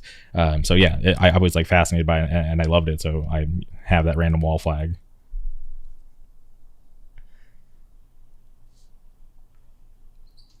Oh yeah, I love that. Yeah, it's definitely one of my favorite. Like it was like one of the album arts that came like when I was like conceptualizing it or whatever. Like I remember us trying to decide on a name for the record, and I just loved the word Charmer, like how like Adam had a song named Charmer, and just how it has this like kind of. I've loved the thought of duality since Adam was like talking about this stuff with two worlds and feeling like, my life is duality because when I'm existing in the world of Tiger's Jaw, that's one thing, but then like the rest of my life, I'm like in college or I'm working or I'm like at home, and like how different that feels. And for Charmer to either be like this positive or negative experience, like you are either the charmer or you're being charmed by the charmer. And like the single rose I don't, and like how prevalent floral imagery is in embroidery, like those were the things that came to me like right away. And for it to be that immediate, like that's something that like always will like stick with me. Cause I think of Two Worlds, cause I did Two Worlds. Or for Two Worlds is very much a visualization of like my brain at that time, where it was like a bunch of different things like literally stitched together, taped together with masking tape, it being more abstract. I remember it definitely got voted like worst cover art and something. Oh wow. Some like blog post. Yeah, which is fine. Like I love it, so I don't really care. But it just was like funny because to me at that time it wasn't like the actual album was speaking to me as much as it did with when I was thinking about what to do for Charmer. And then for Spin, it was the same way, where like I was very literally thinking like what represents Ben and I. But yeah, with Charmer, it was like one of my favorite cover arts I've ever done, because it just like felt right, like from the moment that it just like clicked of wanting to do something I'd never done, and then it all fell into place. That's awesome. So moving on to Spin, I really enjoyed that YouTube video of you creating the album art. I was just curious about the process, because obviously like the video starts with you taking that photograph and then it moves to you painting the whole thing. So I was curious, why you chose to do it that way. So with Spin, it was a very particular time where Ben and I were figuring out like what made sense for us to do next. And I think it was necessary for us having, Charmer was interesting because it was a record that we recorded with all of like the formative 5 band members. And then for the next record, I think that Ben and I needed to just do it on our own to be able to like build back into being a band. I don't know how to like articulate that the right way, because it isn't like we at that time had like started to form like a touring band that felt so locked in as like friends and people. But I think because we had been a band for almost 8 years when everybody else decided that they didn't want to do Tiger's Jaw anymore. And I think for Ben and I, we needed to like, it was so important for me because it was the first time that I had ever written songs, and like without just having the dynamic of it being Ben and I, and like with all of the, help that we got from Will and like support that we got from Will with producing that record, like I feel like having done Spin has propelled us into where we're at now in a really organic and important way. But with Spin, it was so much about like coming back to like Ben and I thought, we're the two people writing these songs. This is not how Tiger's Jaw has ever been. I've never been a primary songwriter. It's now like a male and female back and forth lead vocal dynamic in a lot of ways. And like harmonies have always been so important with the two of us. And it's always something that he and I specifically have been like really like, it's like this weird like thing for us where we're so locked in. Like I've known Ben since I was 15, and like he's one of my best friends. He's like my brother. And so to be able to make a record where it's just really the two of us like writing these songs, and Ben, who wrote literally every instrument except for like keyboard, but with the album art, I thought, what is the most representational of that? And it was just, that was another thing that came to me kind of right away, where it was like, what could represent us without being like a photo of us? And it was like a still life. And I wanted it to be like more personal than just a photograph. So I had Ben choose like some objects that he thought he felt connected to, but I was like, don't think about it too much, because I don't want it to be so meaningful or representational where everything has this like deep personal meaning. Like it's very true, I think, like the things that we chose to like where we were at that point in time, where there's like definitely nods to nostalgia, but there's also stuff that's just like very much how anybody feels in the moment, like liking a particular thing or connected to it. Like it could not mean anything to you in a few years. That's fine.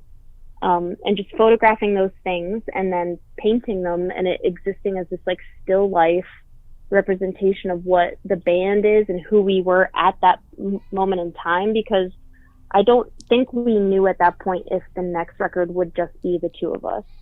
So that was kind of where I was at with thinking about what to do for the visual representation of this record, is like a still life. And I love painting, and I think like for myself as, you know, quote, an artist, like I've never been someone that does well just making art for myself. Like I find joy and purpose in making art for like a reason. Like Tiger's Jaw has been this incredible outlet for me where I could like make art and have it be meaningful to me, but you know, also to Tiger's Jaw, which is like a core part of my own identity. So getting back to painting, like, and especially in acrylic painting, it was like, it took a couple weeks, and filming it, oh my God, I look back at that video though and I'm like, what? I was filmed it from like 700 different angles. I wish I filmed it from like one angle so it could be like a true time lapse, but I feel like it ended up being very honest to like how it was, which was like, I started doing it in the office that Shane and I were sharing at the time. And then I was like, he was working on music, and sometimes when he's working on music, he could listen to like the same 10 seconds of a song over and over again for like an hour trying to like hash shit out. And I was like, I have to move to the living room. So I moved to the living room, started watching The Office on like our living room TV, which also was very like Scranton, like comedy, like just, you know, connecting even more to that stuff. And I don't know, it just in the end ended up being a very fun process that I think represented truly where we were at that moment in time. Like so, the process itself was so important for me. So watching the making of, I assumed that the objects that you picked had to have some sort of meaning, and I was just staring at the cover for so long, just trying to like rack my brain to figure out what these objects meant. And I feel like the only one that I was maybe able to decipher was the die that's there, and that's about it. But everything else, I have no idea. Is it possible for you to break down the meaning of the objects? Oh yeah, they're pretty straightforward. So Ben's objects are, he was actually the one that got the die. The Polaroid is of him, his mom, and his older sister, like on a first day of school. The Grump is like that green mascot thing in the background. Okay. I removed like all of the like official stuff because with, you know, copyright. Yeah. But the Scranton Wilkes-Barre Red Barons don't exist anymore, but it was like our AAA, AA, whatever it is, baseball team. Okay. And Ben like grew up going to games. Like I went to games growing up. And he also had the candle, which I don't remember exactly like what like it just was like from a local vintage store, but that's what I was saying, that where it wasn't supposed to be super in depth. It just was like, what's something that like, you know, like right now. And what else? So the ring is actually a carousel ring from the carousel at Knoebels, but it's not the brass ring. Every ring that you catch that's not the brass ring is just like this steel ring. Mm-hmm. And so I had one of them that I technically stole from Knoebels. Oh, wow. Knoebels, but okay.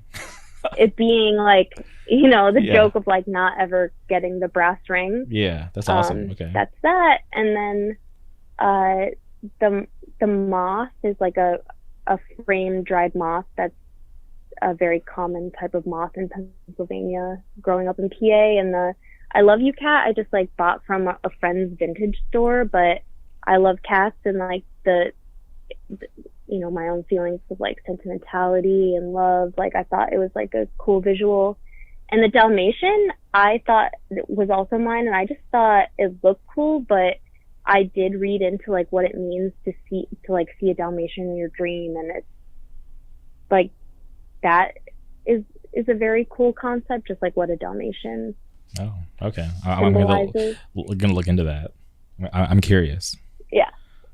And then the crane I got while Shane and I were on vacation in Japan. The reason I ever went to Japan was just to go, and Shane has so many friends from touring and just getting to meet people and like be in this place, this culture that was so different from America, but felt like it was the most welcoming, like respectful. Like I remember we were at, I think we might have been at Nara, which is the park or the area in Japan where deer are sacred, so you can't harm them or kill them, and so they roam free throughout this, like, you know, part of Japan. And there were a few like school age kids running around, and like someone asked me about speaking to them in English, which might have been like an assignment to like go to this kind of tourist area and like talk to a very clearly possibly English speaking or foreign person and like practice your English. And because I talked to them, they gave me this crane as like a thank you, and I've had it forever, and it's one of my like favorite trips I've ever taken, so I put that in there. And then the plant, I was like, it needs some height, and Ben and I went to Lowe's, and there it was. It's like, it's as meaningful and not meaningful as I feel like it should be, where like that's like what life is. Like there are some things where we have this like deep connection that we like can never separate, you know, like how some people like have a face to go with a name, where like they'd never name their kid this thing because they can't think of that name without another person's face coming up. Or it's like just this like kind of almost meaningless thing that's existing at this moment in your life that also is just part of it, even if it doesn't end up creating this like deeply nostalgic, impactful, you know, memory or whatever. So that's kind of where I was at. And I don't know, it's one of my favorite things I've ever painted, because it was probably the most personal, conceptual painting I've ever done, where like I really thought about it and let it just be what it was without thinking about it too much. Like that weird balance. Yeah, no, it's cool. I'm glad you're able to, you know, break it down, and it's cool to know that, you know, that there's some history behind some of those items. So I don't have to ponder too much anymore about it, because like I'm not even kidding. I was staring at that cover, and I was looking at the track list and just trying to see if anything matched up, and it was kind of fun, but it's cool to hear it, you know, from you. So thank you for that. Yeah, of course. It's literally just supposed to represent Ben and I without like being too literal, and that's I think what it does. Like, at least and the thing that's always most important for me with making this art is that it resonates with the band, you know, like, you know, at the time with Spin, like it needed to mean something for and make sense for Ben and I feel like it really does. So you mentioned earlier that for Spin, you kind of had a step up, and you started contributing more to the songwriting process. What was that like for you? Were you confident in your ability to do that for the band, or were you like super nervous? And like, how did that process go for you guys?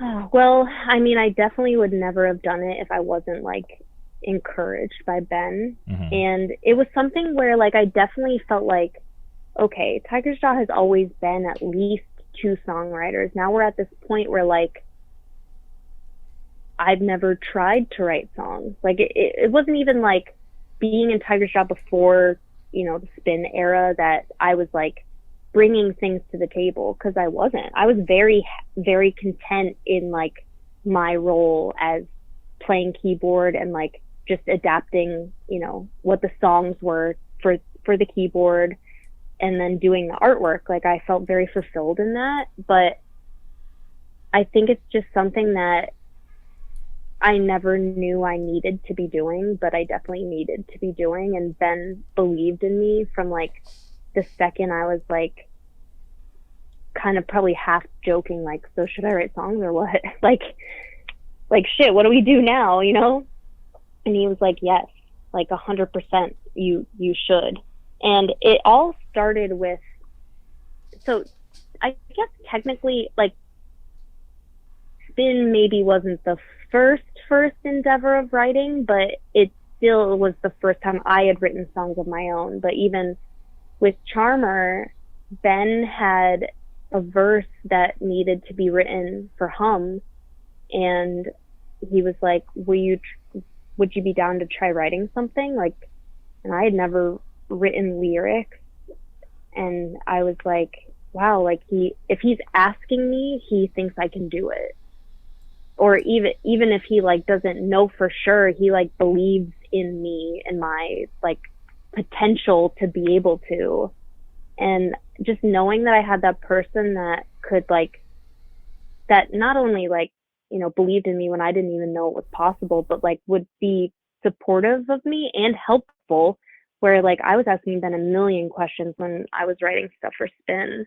But I ended up writing 4 songs. Three made the record, but like without Ben and also without Shane, because that was the thing too with writing, is like I was just letting myself kind of come into it how it felt natural, like writing notes on my phone or like playing guitar, which I don't play guitar. I play guitar pretty badly, but like getting an idea down and then like going to Shane, because he was like the most accessible person to me. Like Ben lived in Philly at the time, and I'd be like, what do you think about this? And he'd like just give me feedback. Like I do so much better in my own creative endeavors, like especially outside of like visual art. I feel very like comfortable, I think, with myself as a visual artist, but like with songwriting, I'd never done it before. With lyricism, like I'd only ever done it for Hum, which was like, there was already an entire song written and I was writing a verse, like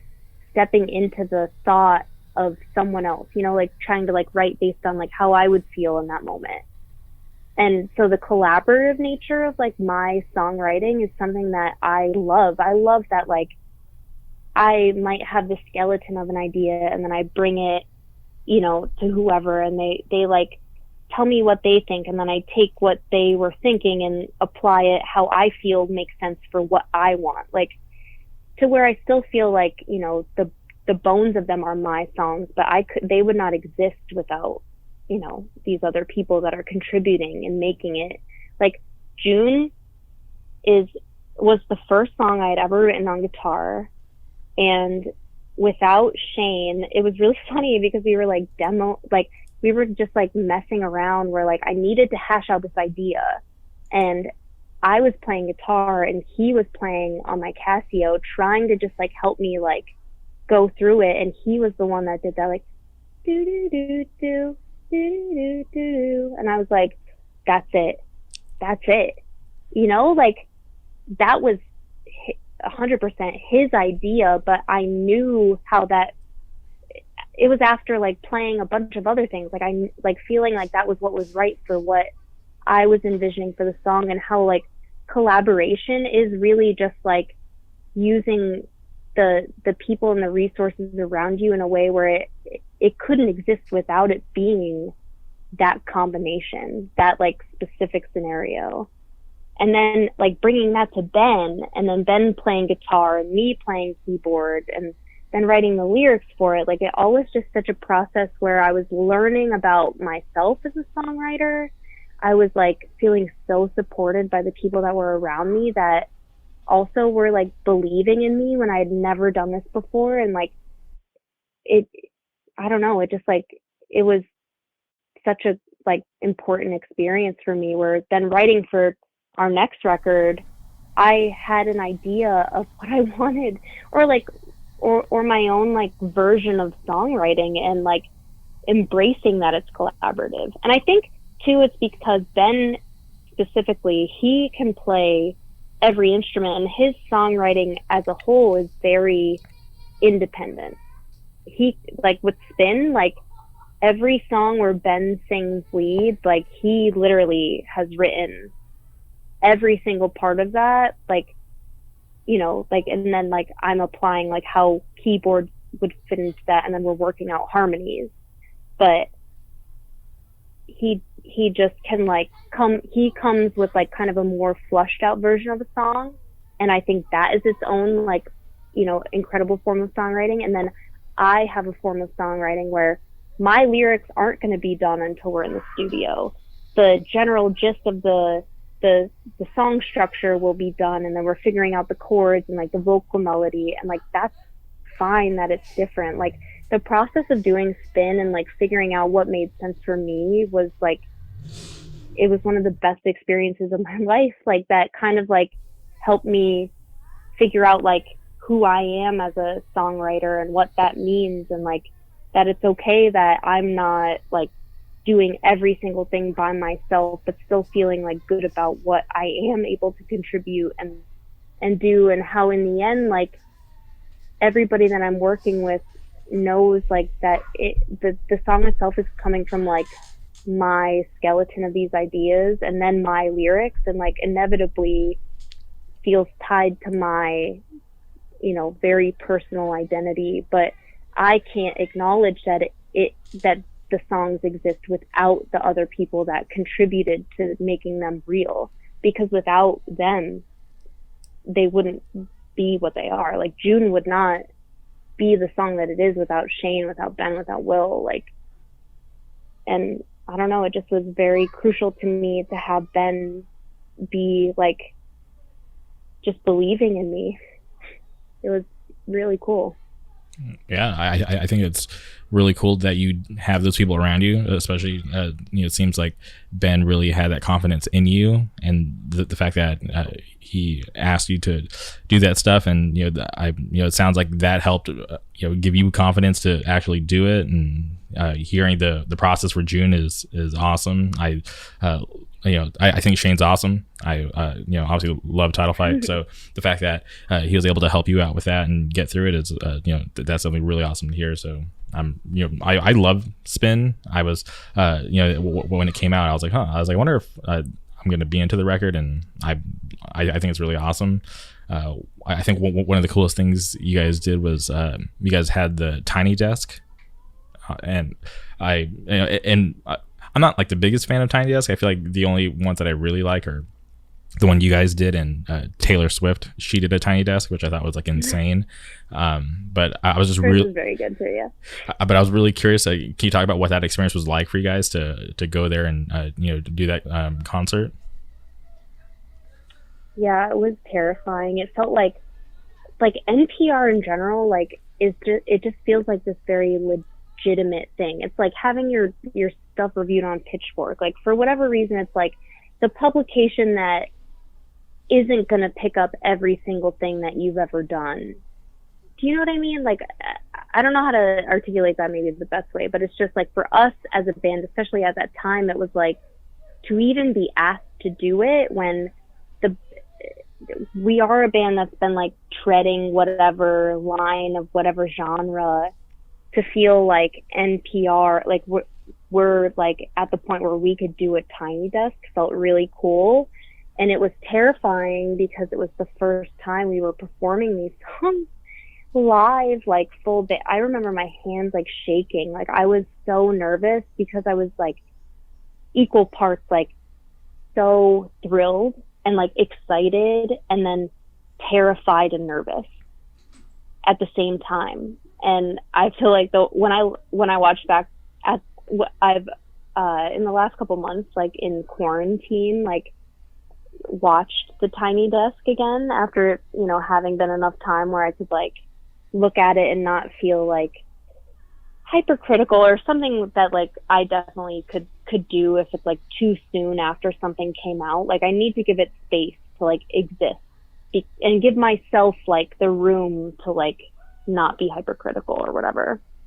And to watch back, like just feeling really proud that we did it, I could see how nervous I am. It's funny, but in the end, the experience itself was so cool because it was like they treat everybody that comes into that office the same way, and the way that they do it, it's so cool. Like it's one microphone, you're literally sitting at a desk in the middle of an office, and it's it's a time during the week where people get to leave their desk for like 30 minutes and come and watch someone play live music and then go back to work. Like they don't have to know who it is. And I thought in general, like that's a really cool thing to have in your workspace.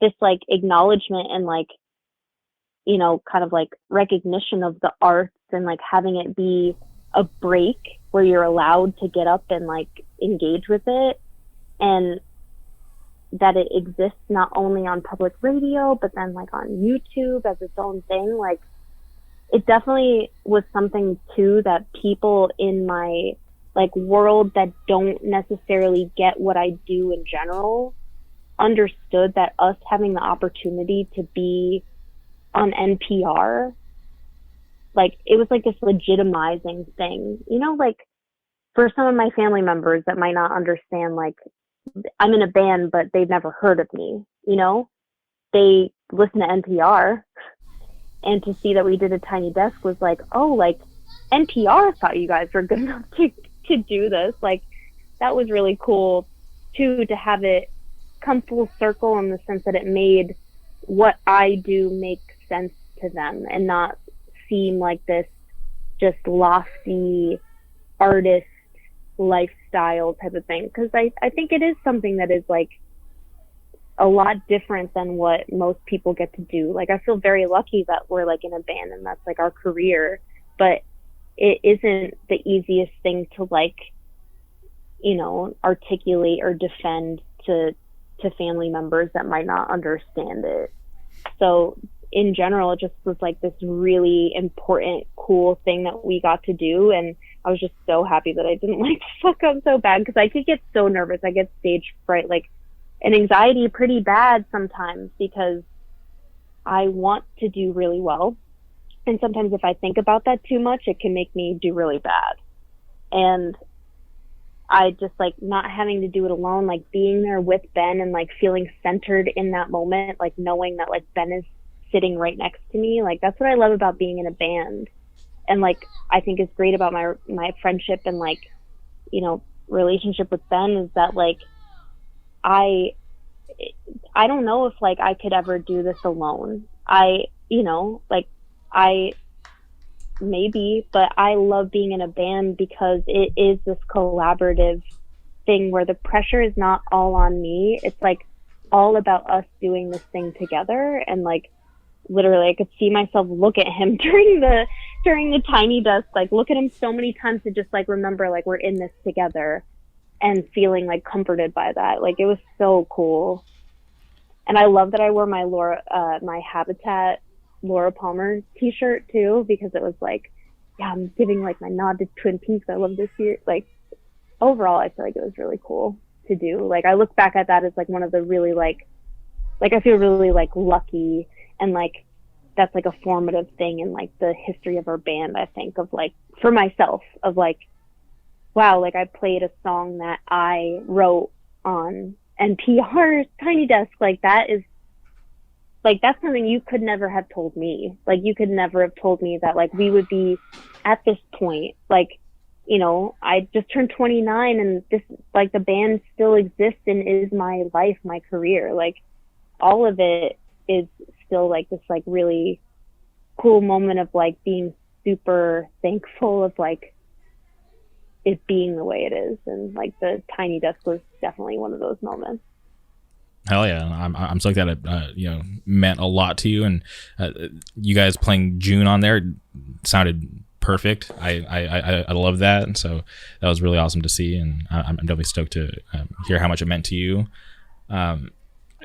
Is there anything you can say about the new record? Because a couple weeks ago, you guys released a new single and had like a couple new announcements about it. You guys released that new song "Warn Me," which I probably listened to like 100 times on repeat, which was cool.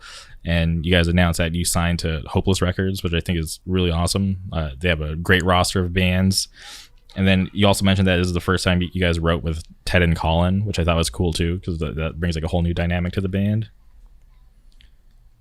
Yeah, I mean, things definitely have gotten, you know, a little bit scrambled because of COVID, and the timelines have been different than what we envisioned. But overall, like, yeah, like, we're going to announce pretty soon, like, what's going on with the record. I don't want to, like, jump the gun too much because, like, I don't know. I want to be like very conscious of like what will be announced, but it's not a secret that we recorded a record with Will last August.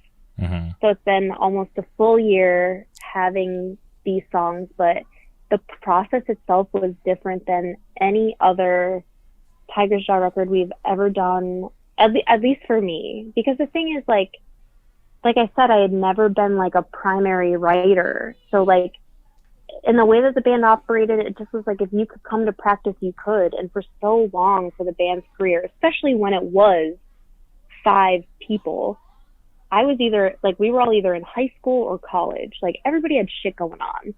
And it just was like, this felt like the first time with it being more than Ben and I, for myself, where it felt so much like a band. Like, not only having 5 days to record, or like not learning the song like as the recording is happening, where everybody else has been able to get together before I've been able to be there.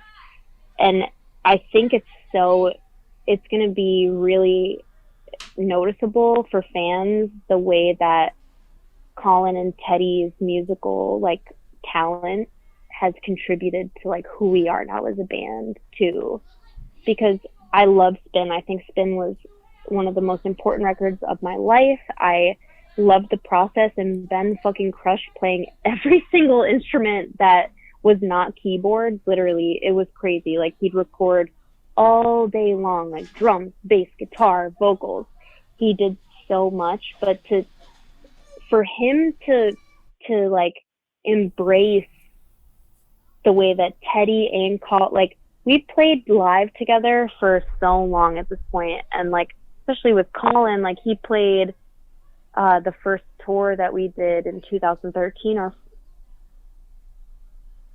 Our first Love had left, like, and he's been one of my friends for like the last 12 years. Like, he knows us. And then Teddy has been playing with us since 2015. Like, we're so locked in as a band. And when we were writing the record, it still started kind of the same way, with like Ben and I both having like our ideas for songs, but we demoed, we met multiple times and like changed things. And like, the receptiveness to a Ben, from my experience of like us recording Spin, where like I said, like, he could bring a song to the table and it's freaking done. Like, I think it would be amazing, like, just from, him giving every single aspect of what the song should be. But he was so open to like just, making subtle changes, or like thinking of things differently, that like, it was crazy too. By the time we had gotten to Will, by the time we had demoed like 2 or 3 times, like on our own as a band, like practicing in my basement, or like on tour, we had like 3 days where we weren't doing anything between like some part of the Midwest and the East Coast, and we stayed at Teddy's house and we demoed there. And then we came back to my house at some point and demoed again. And like, hashing things out that many times from like January until August, and then meeting with Will. And Will, like, it was incredible to see someone that hadn't been through every single like iteration of these songs listen to them and be like, here's what I'm thinking. And being like, oh my God, like, I would never have even thought of that. And that is incredible. Like, adding a bridge, let's change a key, like things that Will is just so good at, kind of honing in what you are already trying to get at and like pushing it even further. It was really cool. And having 6 weeks to record it, like, I just can't wait for it to be out in the world. But Warn Me isn't even on the record. We recorded 16 songs. Oh, wow. And like, we did all of them with like the same amount of intention, and like, like, every song could have been on the record, but we knew that we treated every single one of these songs with the same amount of like importance and intention, knowing that maybe they won't all make the record, but they all are for something. And like, Warn Me was the first one where it was like, okay, this song could stand on its own. Like, this is the this is the nod to like what our band is now and for the record. And going forward, like this iteration or whatever of Tiger's Jaw is like musically, Warn Me is like to me like a very symbolic song of that. Like, and the record itself is really dynamic. Like I just think the musicality of what Colin and Teddy have brought as bassist and drummer were so important and like pushed Ben and I's songwriting even further. You know what I mean? Like I just can't wait for it to be out and to be able to announce stuff. But it's not that far away from finally being announced. It's just like it's been definitely like a whirlwind of trying to figure out the timing and how we want to do stuff and like what nothing even makes sense at this point. But yeah, we're like at the we're coming up to like those like kind of more critical things like announcing singles and stuff. But I'm so happy that we were able to put Warn Me out because we've been itching. Like once we got the masters back, which only happened like before Warn Me came out, like it just was like, damn, like we really can't wait to share it. But we want to share it in a way that feels like giving it the right amount of attention and like intention as what went into making the songs themselves. And partnering with Hopeless has been so cool because like, you know, like we've been on a few different labels at this point and it's always been about what feels right. And Hopeless, like I just feel like we're not necessarily exactly like any band that they have on their roster, but they are just as excited about the record as we are. And I think that like the way that they operate as a label, it's like a cool, like different type of thing than what we have been on before, either with Run for Cover or with Black Cement. It's like we're trying, you know, we're like feeling it out. And I don't know, I'm very excited to be working with them and everybody on their team. It's like we're like at the cusp of some shit. That's what's crazy. Is like I just turned 29. Like I'm like approaching my 30s. We're doing our 6th LP. It's like about to come out. Like I'm so excited about how it is, but it's like not out yet. Like we're just like on the cusp of this like, you know, moment we've been working on since 2000, late 2000, now 2020. So I'm excited for when it finally could like be in the world. But I think Warn Me is like a really good representation of sonically where we are at right now as a band. Yeah, I think it was a great single, especially you know, you guys, you know, it was like in between records, and then you guys hit us with that single. I was super stoked on that one, so I'm definitely looking forward to hearing like more about the new record and actually being able to listen to the rest of the songs. Because you know, you mentioned you recorded 16 tracks. That's a lot. So I'm definitely looking forward to, you know, having that many new songs to, you know, dive into and you know, try to dissect and you know, have new favorite stuff to listen to. Not all 16 make the record. I gotta make that clear too, though, because out of 16, we have 15 left after Warn Me. There will be a certain number on the record, and then we are planning. I don't want to give away too much, but Okay. Everything is important. But like, it'll be like the record will come out, and then we'll, you know, we're gonna see what happens after that. But yeah, I'm excited. Okay, yeah, me too. And you know, obviously, like I don't want to pry too much, but you know, you guys being on Hopeless, I definitely like a lot of bands that are signed to that record label, and I think it would be cool to see you guys tour with Taking Back Sunday. I think that would be so amazing. Oh my God, we're talking about like you could never have told me type of shit. You could never have told me that I would be on the same label as Taking Back Sunday. Like, are you kidding? Like, Q without the E?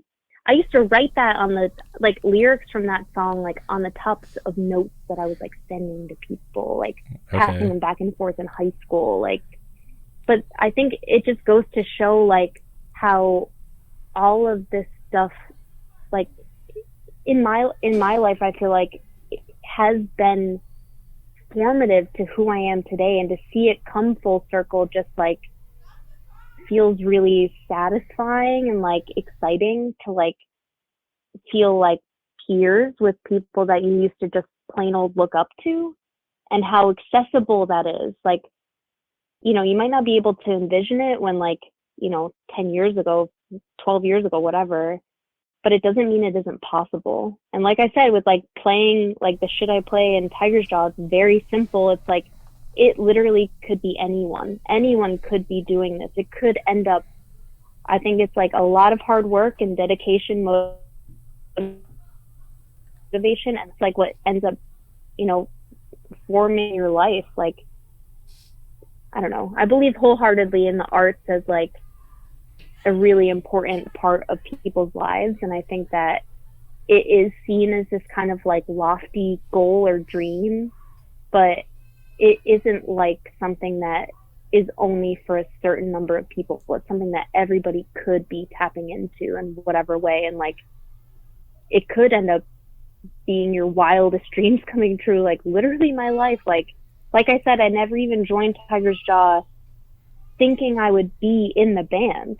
Like, that seemed too crazy to think, like, wait, I love bands. Like, wait, I could be in a band? And now, like, that's my life. Like, the other day, Shane and Ben sent me this link to a YouTube video, and it was my first show ever, and I'm literally sitting down and playing. Oh, wow. Because that's how I knew how to play piano. I'll send you the YouTube link so you could watch it. But it's really funny. It's just, like, I've been teaching art lessons, and one of my students is 16, and I feel like it's been so cool to like see her and like my other student who's only 9, like just passion for something that isn't necessarily highlighted as like a career, and telling them that it can be, because it is. It's just not necessarily something in the mainstream that is like, paraded around as like what you should or could do.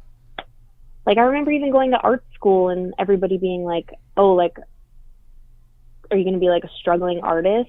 And it was like, so what? Like, I think the arts are so important, and in society it's not seen as that, but the creative sector is so critical to the way that the world works right now, especially with the internet and the way that we're all consuming things. Like, I think of SoundCloud as like, people are putting out music in such a rapid form where it's like the creative potential is like limitless. So I don't know. I just like, I always, with being, especially like being a woman in the band, I like want everyone, girls, anybody to know that like they can do this. Like it's something that isn't like just for only a few people. Like it literally can and should be for whoever wants it. So yeah, no, that's a positive message, and I'm sure you've inspired a bunch of people for as long as you guys have been in the band and been around the world. I'm sure there's somebody out there who's been inspired by what you guys are doing. So I think it's awesome that you're so passionate about the arts, because I feel the same way.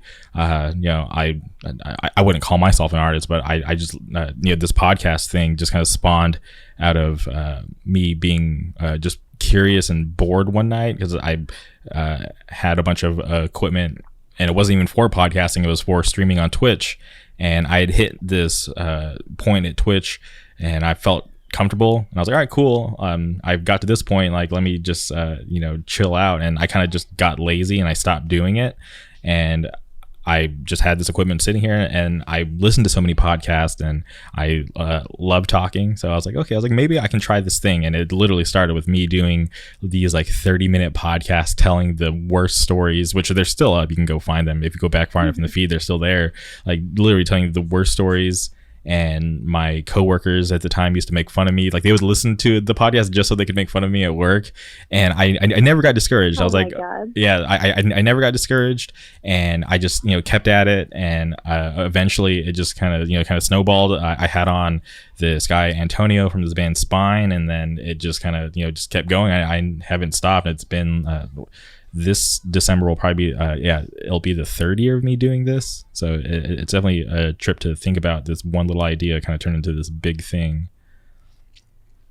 That's so cool. But how cool too to like be able to look back at the beginnings of it and seeing yourself kind of like grow as an artist or like, you know, whatever you want to call it, like podcast host, like, no, like, I don't know. I think that's so cool. I think it's really important to like acknowledge like the growth that you've had and how it will forever continue. Like that's something that I think turning 29 has like, I'm already like an existentialist in a lot of ways, but it's made me realize like I feel like I know myself more now than I ever have, but in a way where I wish I could have told myself this 10 years ago, that like you're gonna be figuring shit out for a while and that's fine, and every iteration of where you're getting like what you're going through will just get you to the like you won't get like those points of success like happen because of all of the things that you've gone through before that. You know what I mean? Like you learned so much about podcasting because you just did it, like you committed to it, and like yeah, your coworkers might have been like giving you shit, but it's like because you were doing the thing you actually wanted to do and you were like learning about it and just doing it. Like I think lately I've been trying to find the balance of like confidence, humility, and empathy, because I think those three things are so important to like being the best versions of ourselves, where you need to have confidence and you should be able to believe in yourself, but you also need humility to like be able to understand your own place and privilege or whatever in the world. And then you have to have empathy for other people, because that only makes you a better person when you care about others. Because if you care about others, that's the same as thinking about others caring about you. So I don't know. I think it's really cool. I love that you're doing this podcast. And I had honestly only listened to your podcast after listening to Shane's, and I was like, this is incredible. Like just listening to a true conversation.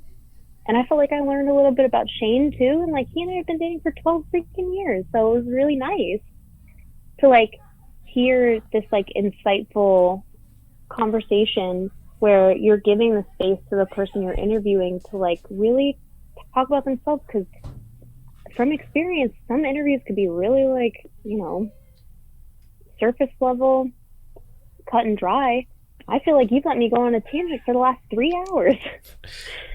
And I thank you for being gracious with your time, and I appreciate it. And I honestly, when I do these podcasts, I get it all the time. People are like, oh, like, what questions are you going to ask me? How should I prepare? And I tell everybody the same answer. I'm like, I don't have questions written down. I want it to be as real as it can get for a conversation, because I don't want people to come on here and, think like, okay, this guy's going to do the same structure, the same questions, because that gets boring real fast. And I never want to, sound just like, I'm reading off a script, and I just like am not into that. So I don't think people would be into hearing me just asking the same questions over and over again. So I just literally, it's all me just, these are the real things that I want to know. The things that just happened to come up. Like I didn't know that you were super into Disney. That came up and we went off for a while about that, which was awesome. So it's just like, yeah, these things always blow my mind, and I love doing it, and I don't see myself stopping like anytime soon. Yeah, you better not. Let me know who you want to interview next. If I've got a friend that you want to, I love networking that way. So you just tell me, because I would love to listen to you talk to someone else, like whoever they are. Like, yeah. Well, thank you. Thank you for asking me to do the podcast. Yeah. Okay. A couple of things before we leave. There's a video on YouTube from 2013, and I think it's in Boston. You guys played "Never Saw It Coming," and it's one of those crazy moments where the crowd is louder than the band singing. I'm not sure if you've seen that video. It's on the Run for Cover page. Is it like a bigger, is it at the Sinclair where someone does a stage dive, but they're like, their arms are like attached to their legs? No, the light is very blue. I've seen that video, but no, it's at the Democracy Center. Oh, the Democracy Center, yes. Even, I mean, I feel bad saying that, but even better because it is a smaller show. Like, that's something where, like, those moments were, like, truly insane. To be in a place and have people singing louder than you are, where, like, I don't even, like, it's about the songs. Like, and that was the thing that I think Ben and I, like, realized is like the band itself is like whatever we are like thinking it is. The songs are what make Tiger's Jaw, and to feel like after Spin especially to see people engage and like love the songs that Tiger's Jaw is making, like, oh my god, those Democracy Center shows were crazy. First of all, it would be like, oh my god, I'm on Harvard campus, this is nuts. And then for them to be just like a bunch of like, you know, like kids going to like some punk show at like the Democracy Center was literally like the version of a house show where it wasn't someone's house, it was like a space. Mm-hmm. But they were so like, you know, everybody was always like climbing all over each other, and like, oh, that was so cool. I even remember what I was wearing. Like, what a good show. Okay, yeah, that video looked like insane, and it just like, you know, gives me chills whenever I watch it. But a couple of years ago, you guys did a video with Audio Tree. You played Escape Plan at this indoor soccer place. Can you talk about what that experience was like? Because I watched that video, and it was definitely like really fun to see that. And I was watching it, but it was like kind of like a music video. But then I realized like, no, like this is actually like the live audio, and it was just like tripping me out at like how clean you guys sounded live. So can you talk about like what that experience was like, and where you guys got the props from? Oh yeah, that was so cool. So Audio Tree itself was starting to do these things where they were recording bands playing in kind of like, I don't want to say avant-garde, but just like places that were out of the norm. And they were the ones that approached us about doing it in this like indoor soccer complex where they do have shows sometimes. Mm-hmm. So the place itself, they were super down with us being there, and it was really convenient for us being on tour to like pull up with all of our gear and like just load in. And the same with NPR, just the people at Audio Tree, they're really good at what they do. Like they took what setup we had and recorded us with that. And I think what it sounds like is, and it attributes to like how locked in we were as a band. Because I feel like that's something that I didn't really like get until touring a lot, is like how big of a thing it is to play with the same people every single night for nights in a row. Do you know what I mean? Like Tiger Jaw had never been a band that did that.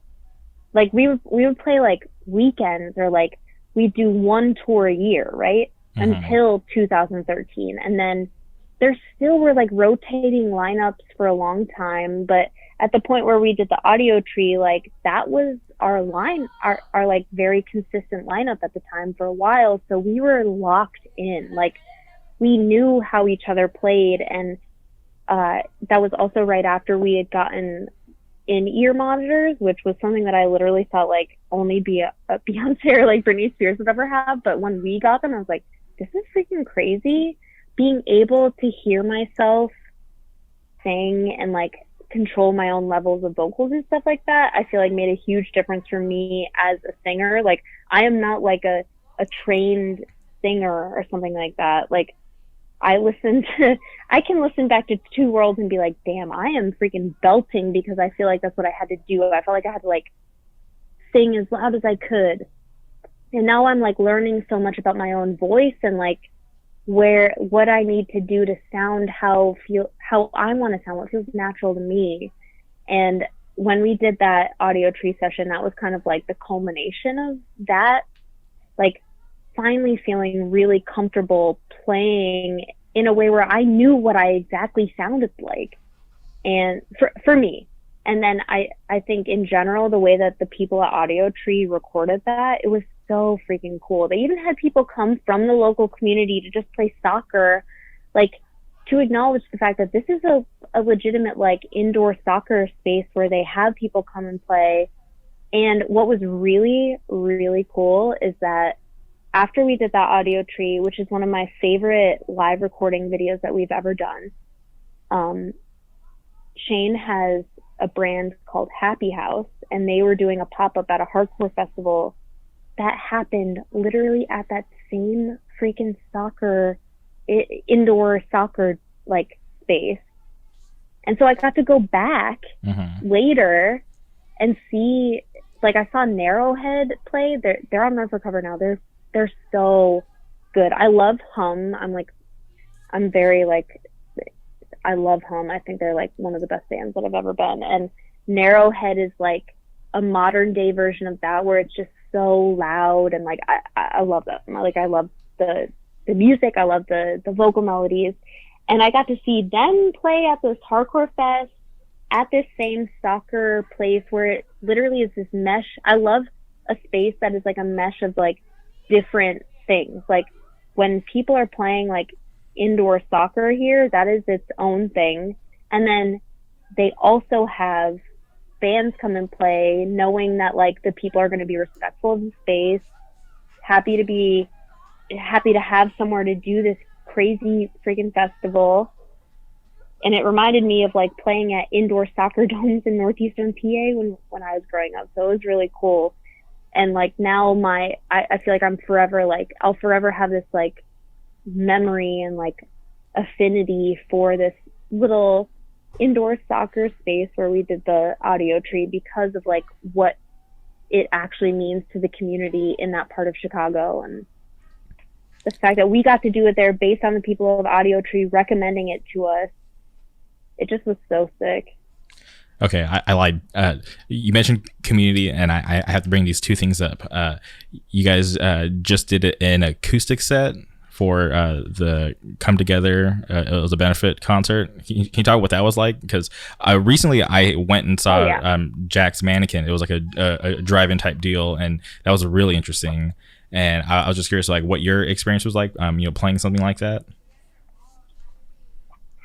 It was really cool. I mean, it was something that obviously we wished we could have done full band, but with Teddy and Mark, who is playing like the band, Tiger's Jaw is like me, Ben, Teddy, Colin, and Mark is one of Teddy's best friends that plays with him in his other band, The Mouths, and he's our touring guitarist. But since the two of the crucial people that we need to play full band live live in Detroit, and with COVID and everything, we couldn't work it out full band, Ben and I agreed to do it acoustic. And one of the other incredible things about Pennsylvania, northeastern Pennsylvania especially, is there is also a really prevalent scene of like the Breaking Benjamin type of music. I don't even, like, whatever you would call that.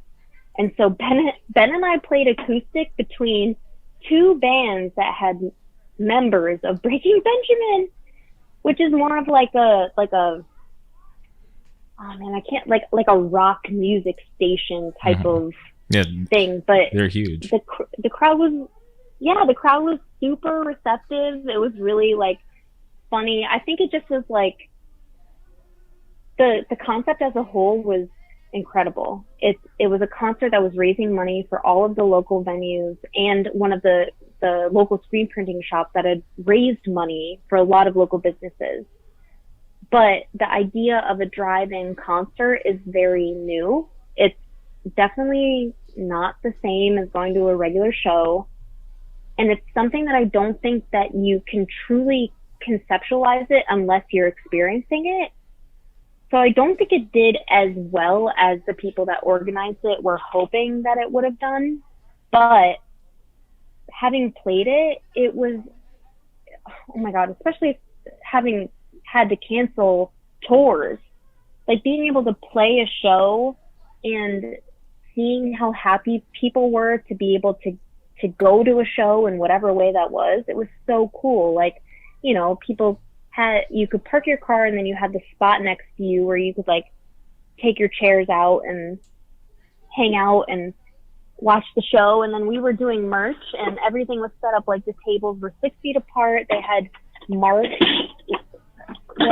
like the, every 6 feet where people would stand doing merch. And there were food vendors that were all outside, marked the same way. It just was something where you could see how it could work while the weather is good in the Northeast. Like, it is something that has so much potential, and it felt really good to do it knowing that whatever money was made just goes straight back into the community. with the hopes of like building up the community and then potentially like being able to do it again where like, you know, like it's a tough time for bands. Like the way that we really make money is not from streaming, like it's from touring. And to me, that is the best part about being in a band. Like I love getting to tour and going to different places in the country or like out of the country, like getting to go to different places and knowing that literally right now we're not allowed to go anywhere. And I don't even feel comfortable doing that. So it's not like I'm like, oh, like I'm pissed I can't go. It's just like knowing that the state of where the world is right now, in order to like be as conscious of what is going to be impactful, like having an indoor concert with more than 100 people is dangerous. So you can't do that. And I don't want to do that. And so doing this concert that was completely outside, where people were able to safely and effectively social distance, and seeing it work, where people still got something out of it. Like, I just like hope that it does end up being something that in the interim at least can happen again. But it definitely was like a learning experience because, you know, the people that organized it, they'd never done it before either. And, you know, it's like I said, it's something you can't like truly envision until you're doing it. Like all the people that came up to us in the merch table that were like, wow, like I didn't like know how this would work out, but it's great.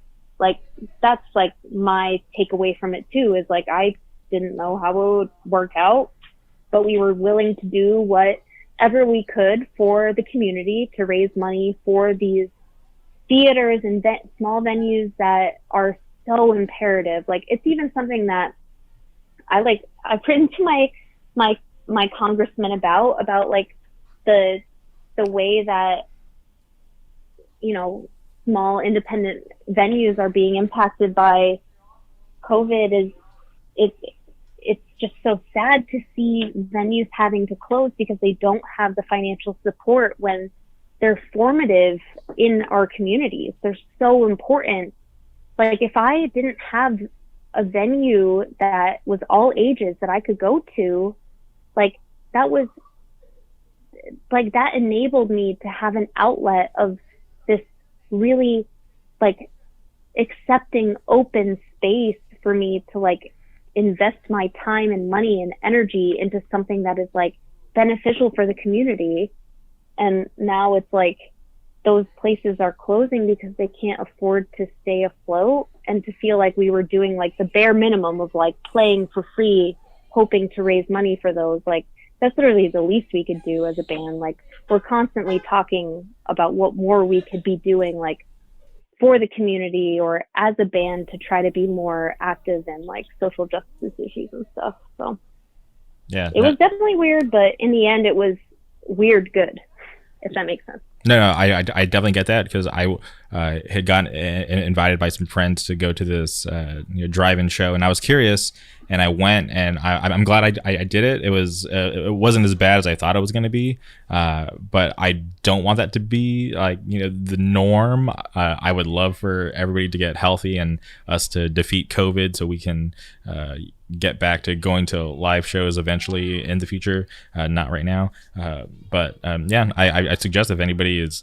curious and it's you can do it safely, I would definitely check it out, because I don't see a time in the future where that is a thing, outside of being in a pandemic and having to social distance. So it definitely was a interesting experience, and like I said, like I went because friends invited me, and it was just something that I don't think I could experience in the future, so I just wanted to check it out. So it was something cool to get your was it the same type of drive-in thing where like you came in a car and then like you could leave your car but you were like kind of limited to where you could go?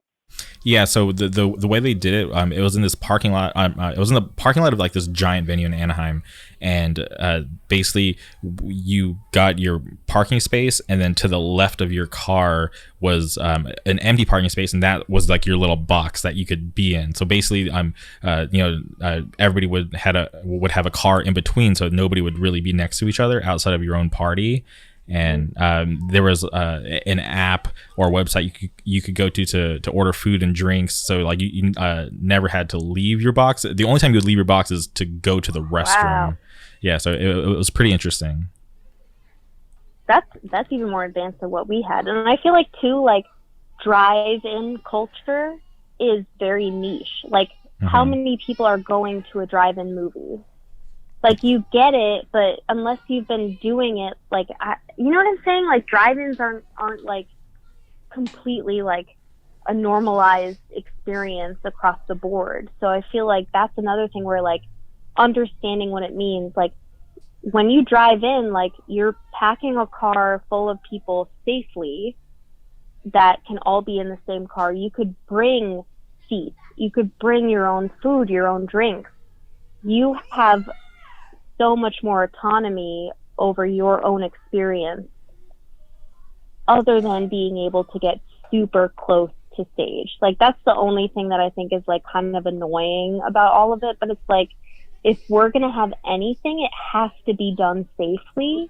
And this was truly social distancing concert, like how you're describing too, especially the way that you were able to experience it, where the food and drinks came to you. Like, I mean, we had a merch table where it was like everybody could come up, but like Ben and I were both wearing masks and we had hand sanitizer. We weren't taking pictures with people. It definitely felt a little different, but it at least was still a way for people to be able to engage in the way that they wanted to be able to with the band, buying merch, but in a safe way where I felt safe too. Because like, the thing that I keep thinking about COVID is like, I am someone that I very easily get sick. Like even on our last full US tour, when we toured with the Menzingers, I got the flu, like influenza type A and the stomach flu at the same time. And I was the most ill I've ever been in my life for like a week and a half. And so the thought of like, okay, since I am seemingly more susceptible when it is like an illness that like is spread in the way where like you're meeting people, interacting with people, like I have to try to be more conscious about like, you know, using hand sanitizer, keeping a safe distance, wearing a mask, whatever. So it's like, I'm not only thinking of like how other people are able to safely do this. Like I need to think about, am I safely doing this too? Because clearly like my ass is going to get sick. Like nobody else on tour got the flu, but I certainly did. Like, do you know what I mean? Like it's important for everybody to consider like their safety, the safety of others, the safety of their family, other people's families. And like, if we're going to be able to do shows, like I don't want this to be how it is, because it definitely was a little weird to have to play and it being in this type of scenario. But the fact that it could happen and to be able to play for the first time in July since January, like 7 months of not playing shows, like that's the longest we have gone in the last like 7 years of playing a show, like a live show in front of human beings. Like live streams it is not the same. It's like maybe the best we can do, like truly being completely social distance, but it is not the same feeling for the band, for the fans. Like I don't know. And I'm saying this too, like we're literally, I mean, by the time you air this podcast, we're announcing actually tomorrow that we're doing a live stream show with through Studio 4. It's gonna be sick. It's like multicam, like we're really excited about it. But every band wants to be able to play live with people engaging. Like there is something about the energy and the reciprocation of it that makes that takes what you're doing, like just playing music for yourself, and elevates it to this thing that's like beyond what you even wanted from making music. Like I don't write songs to like hear people sing them back to me, you know, but when that happens, it just like, it's this crazy like format, like just like really like ethereal type of feeling of knowing that somehow someone is taking the art you made and it's for them too. Like, I think of how Haley Williams always says, like, the record was mine, but now it's yours.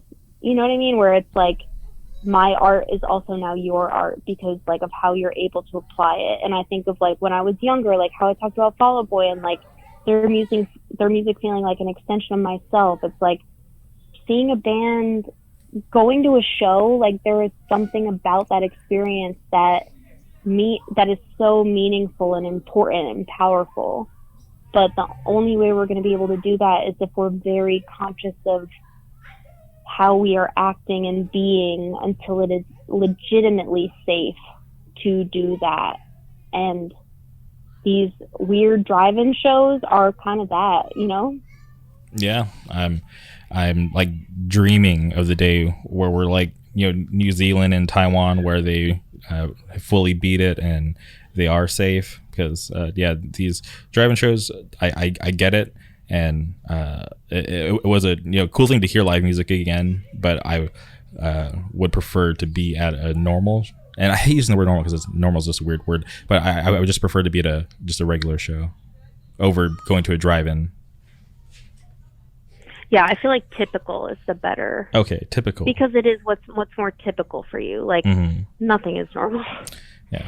Okay. Normalcy is a fallacy, but the typicality is, like, you know, like, for shows at least, I think it's all right to say that. Yeah, that's fair. I've been very conscious lately about, like, thinking about my language and, like, the way I'm saying things. And yeah, no, it's as a teacher teacher too, it's something you have to think about a lot. But yeah. Okay, one last thing. You donated a painting to Ladyfest, the art raffle, and I was just curious what that meant for you, because I was reading up on it and I thought it was an awesome thing that you did. So I was just curious about how you got to that point. It's incredible. So the way that I'm even really connected to what Lehigh Valley Girls Rock and Ladyfest is that when I was in college, I went to school. I got a Bachelor of Fine Arts in photography, but I also went for my teaching certification. And it was something where, like, when you go to art school, everyone's like, oh, what are you going to be, a teacher? As though that's, like, you know, the answer to the struggling artist. But I went for my teaching certification because I believed in the power of art education and how formative it was for me as a person to have really amazing art educators. And I met Molly Samuelson in my art education courses at Temple University, and she is incredible. She's a teacher in a school district near Bethlehem in Pennsylvania, and she's very active in one of the, like, founding members, I think, even of the Lehigh Valley Girls Rock, which I think is, especially now, it's very much beyond just, like, you know, girls. Like, it's about whoever wants or feels or needs the empowerment of having the space and the voice and the accessibility and the resources of what Lehigh Valley Girls Rock can give them that is accessible to them. And Molly was the one that asked me if I would be interested in donating, because Lehigh Valley is like, the Lehigh Valley in Pennsylvania is right between northeastern PA, which is like Scranton, Wilkes-Barre kind of, you know, scene existence, and then Philly. Slingshot Dakota is one of the bands that I know, like, distinctively from the Lehigh Valley. And what Molly is doing as an art educator in the district that she's working in, empowering her students, and, like, just the belief she has in, like, their abilities and what it means to, like, be an artist, and how it's not about elitism or, like, being, like, aesthetically good at art. It's about expressing yourself through art making. She empowers people in the same way through Lehigh Valley Girls Rock herself, as someone that recently got, like, she's someone that wanted to be in a band and just did it, you know, like, through making the connections, and she wanted to learn drums, and she did, and she's in a really awesome band too. So she asked me if I would be willing to donate something, because the Lehigh Valley isn't necessarily my community. Like, I live in northeastern Pennsylvania, in Kingston, but I I was so happy that she asked me, because any way that I could use my platform, my privilege to raise money or awareness to this like amazing thing that like that people are a part of, that is empowering people to use their creative abilities and like foster their creative abilities, like have the resources to like learn more about songwriting or being in a band. I was just so excited to even be asked. And so thanks to Molly, she asked me, and someone, a bunch of people bid on it, which was great. And it was a watercolor painting of the moth from the spin painting, because I did like a bunch of individual paintings of each. Mm-hmm.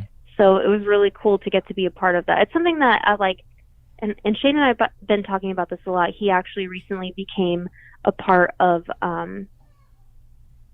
an organization like locally called People's Guild in northeastern Pennsylvania, which is focusing more on like mutual aid or just whatever they can do in the community to like raise awareness or provide assistance or like provide like any type of opportunity from one community member to another. Like it's not about elitism or like, like to like give people something. It's just like, I'm a member of the community, I have this to give. If you're a member of the community and need it, please come and take it. If you are a member of the community and you have something you could give, please give it. And then maybe someone else that might need it can take it. And I think that just that frame of mind is something that I really want to like try to build up, using my platform as a member of Tiger's Jaw and like just on my own, and also being so inspired by the people around me like Molly and Shane that are like using their own abilities only to benefit the people around them. Like I said, it's like confidence, humility, empathy. I want to like embody that. Wow. And with that, this has been the thing that I told Molly too is just, oh sorry. Oh no, go ahead. Well, I was just gonna say, like, I thanked Molly because it's like this isn't something that I like created or am a part of, but even being able to contribute in something that is like a minor contribution from myself, if it helps this community raise money and be able to do something for someone else in their community, like I want to be able to do that, and then also think about how in my own community I could do that. So yeah, that's all I was going to say. I think that's amazing. I think it's cool that you were super down to do that, and hearing about Shane, I think it's really awesome. I didn't know that about him, so that's something cool to hear. And I'm learning that community is really important. I spoke about it was like a couple episodes ago. I had on the singer of Gulch, and we were talking about just like giving back to our community, spending money in our community, and just growing older. I'm just realizing how much more important that really is. And it's really awesome to see people that I admire doing good things for their community. So I think it's really awesome that you guys are doing that, and I definitely respect that. Yeah, I think like the idea of community is kind of like lost on I mean, at least from my experience, where like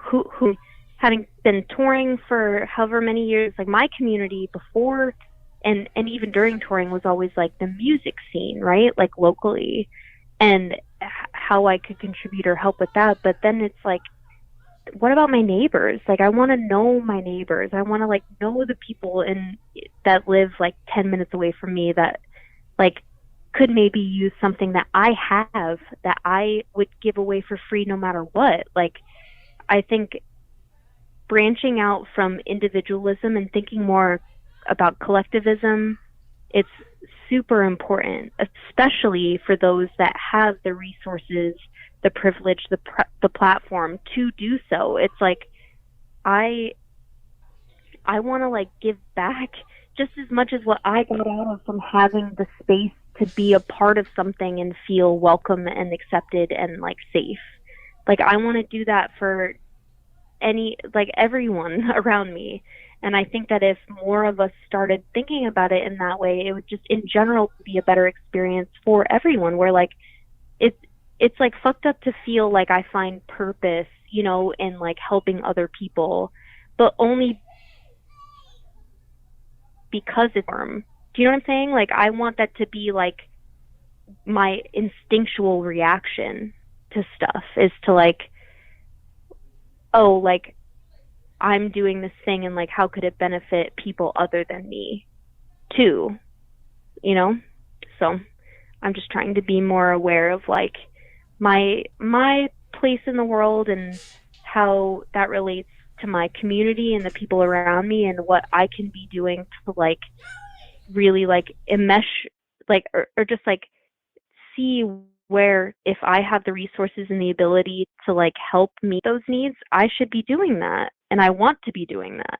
So it's cool. It feels like I feel like the like silver lining of the the state of the world that we're in is this type of feeling, is being able to look outside yourself, to be able to zoom out and not be as egocentric, and think even beyond your own family, and think collectively as like a human being, like, what do I need, and how is are those needs met, and if those needs are met, how can I then use any additional resources I have to help others meet their own needs.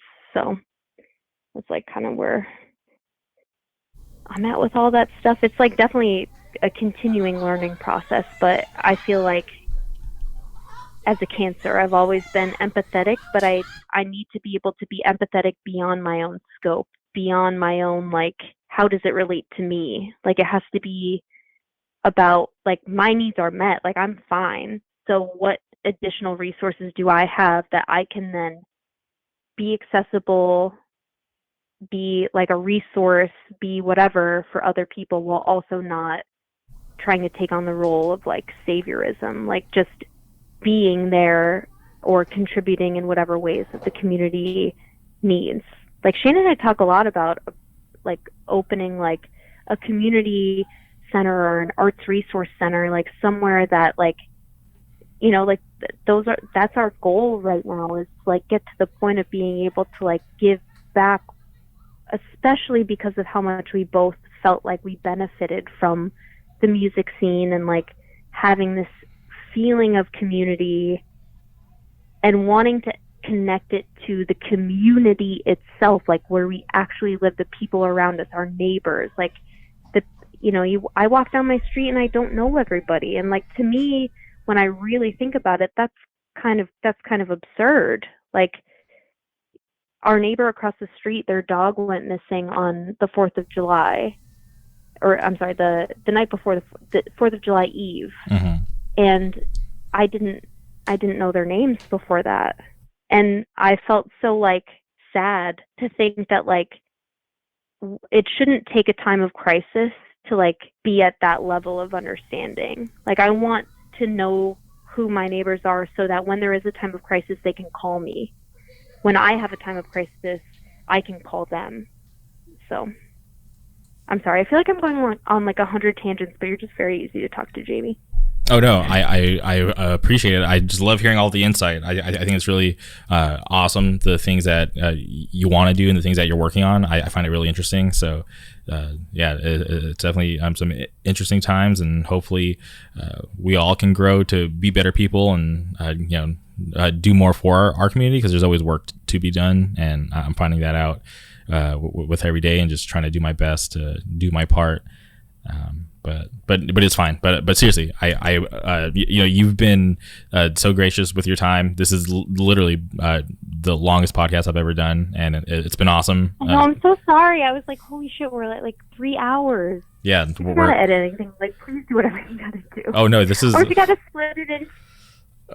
Oh no, I think people. I don't know 100 tangents, but no, it'll be fine. People will be down to listen. People are gonna.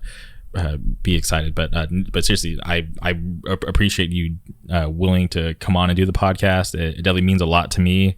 Just being a fan of your band, and just wanting to pick your brain. So seriously, these past 3 hours have been more than I could ever ask for. So seriously, thank you so much for coming on the podcast. But before we sign off, is there anything you want to shout out or plug?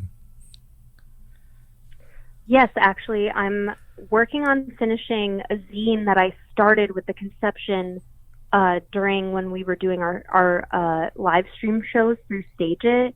And the people that bought them on Stage It, they've been like with me 100% of the way. They're so understanding, but it's kind of grown so much. And by the time that this podcast is out, the zine itself will be out. It's going to be called Lemon Mouth, and to me, it's moved beyond being like very much just about myself or my own art, and being more about like, who are the people I know that are doing cool shit, and then I'm leaving it open to the people that read Lemon Mouth to suggest to me people that are doing things either in their communities or in general that they think would be really like interesting to highlight or talk about. I'm trying to make a very inclusive and like open dialogue for the people that are a part of it, because as someone that, you know, like doing interviews, like literally, Jamie, apart from this type of thing, it can feel very like not true to who you are as a person and or what you're about. And so what I've been trying to do with Lemon Mouth is like, issue 1, I went through my contacts and was like, okay, these are the first 3 people I got to that are doing something that I think that's who I'm talking about. And then from then on, I'm going to like keep branching out. But it's just like thinking about the people in your life that are doing something that you think should be said and giving that a space to exist, maybe beyond what their own, you know, scope might like, you know, expose them to. So I'm very excited about Lemon Mouth issue 1. It hopefully will be out by the time that by the time this podcast comes out, and all of the money that is like all the proceeds that are made from it will be donated to organizations that the people that are interviewed or participants in the zine itself have agreed on and decided on. So it's just a way that through Tiger's Jaw, through me, to try to think of how can I continue to raise money, awareness, like any type of thing to just like socially using my platform or whatever to highlight what people are doing that come from humble beginnings. Like all of the people that I'm interviewing in Lemon Mouth, the town I grew up in or live in now, or, you know, like the thing that I think I want people to realize through Lemon Mouth as a zine is that nothing is beyond possibility if you like want it and work hard at it. And yeah, that'll come out towards the end. That's the only thing I kind of want to plug until then. But yeah, Lemon Mouth zine hopefully will be up on the Tiger Jaw web store by the time this issue comes out. So yeah. All right. Well, seriously, thank you so much. This has been amazing. Thank you to everybody who stuck around this long. I really appreciate it. This has been another episode of the Jamie Ricay podcast, Always on Top.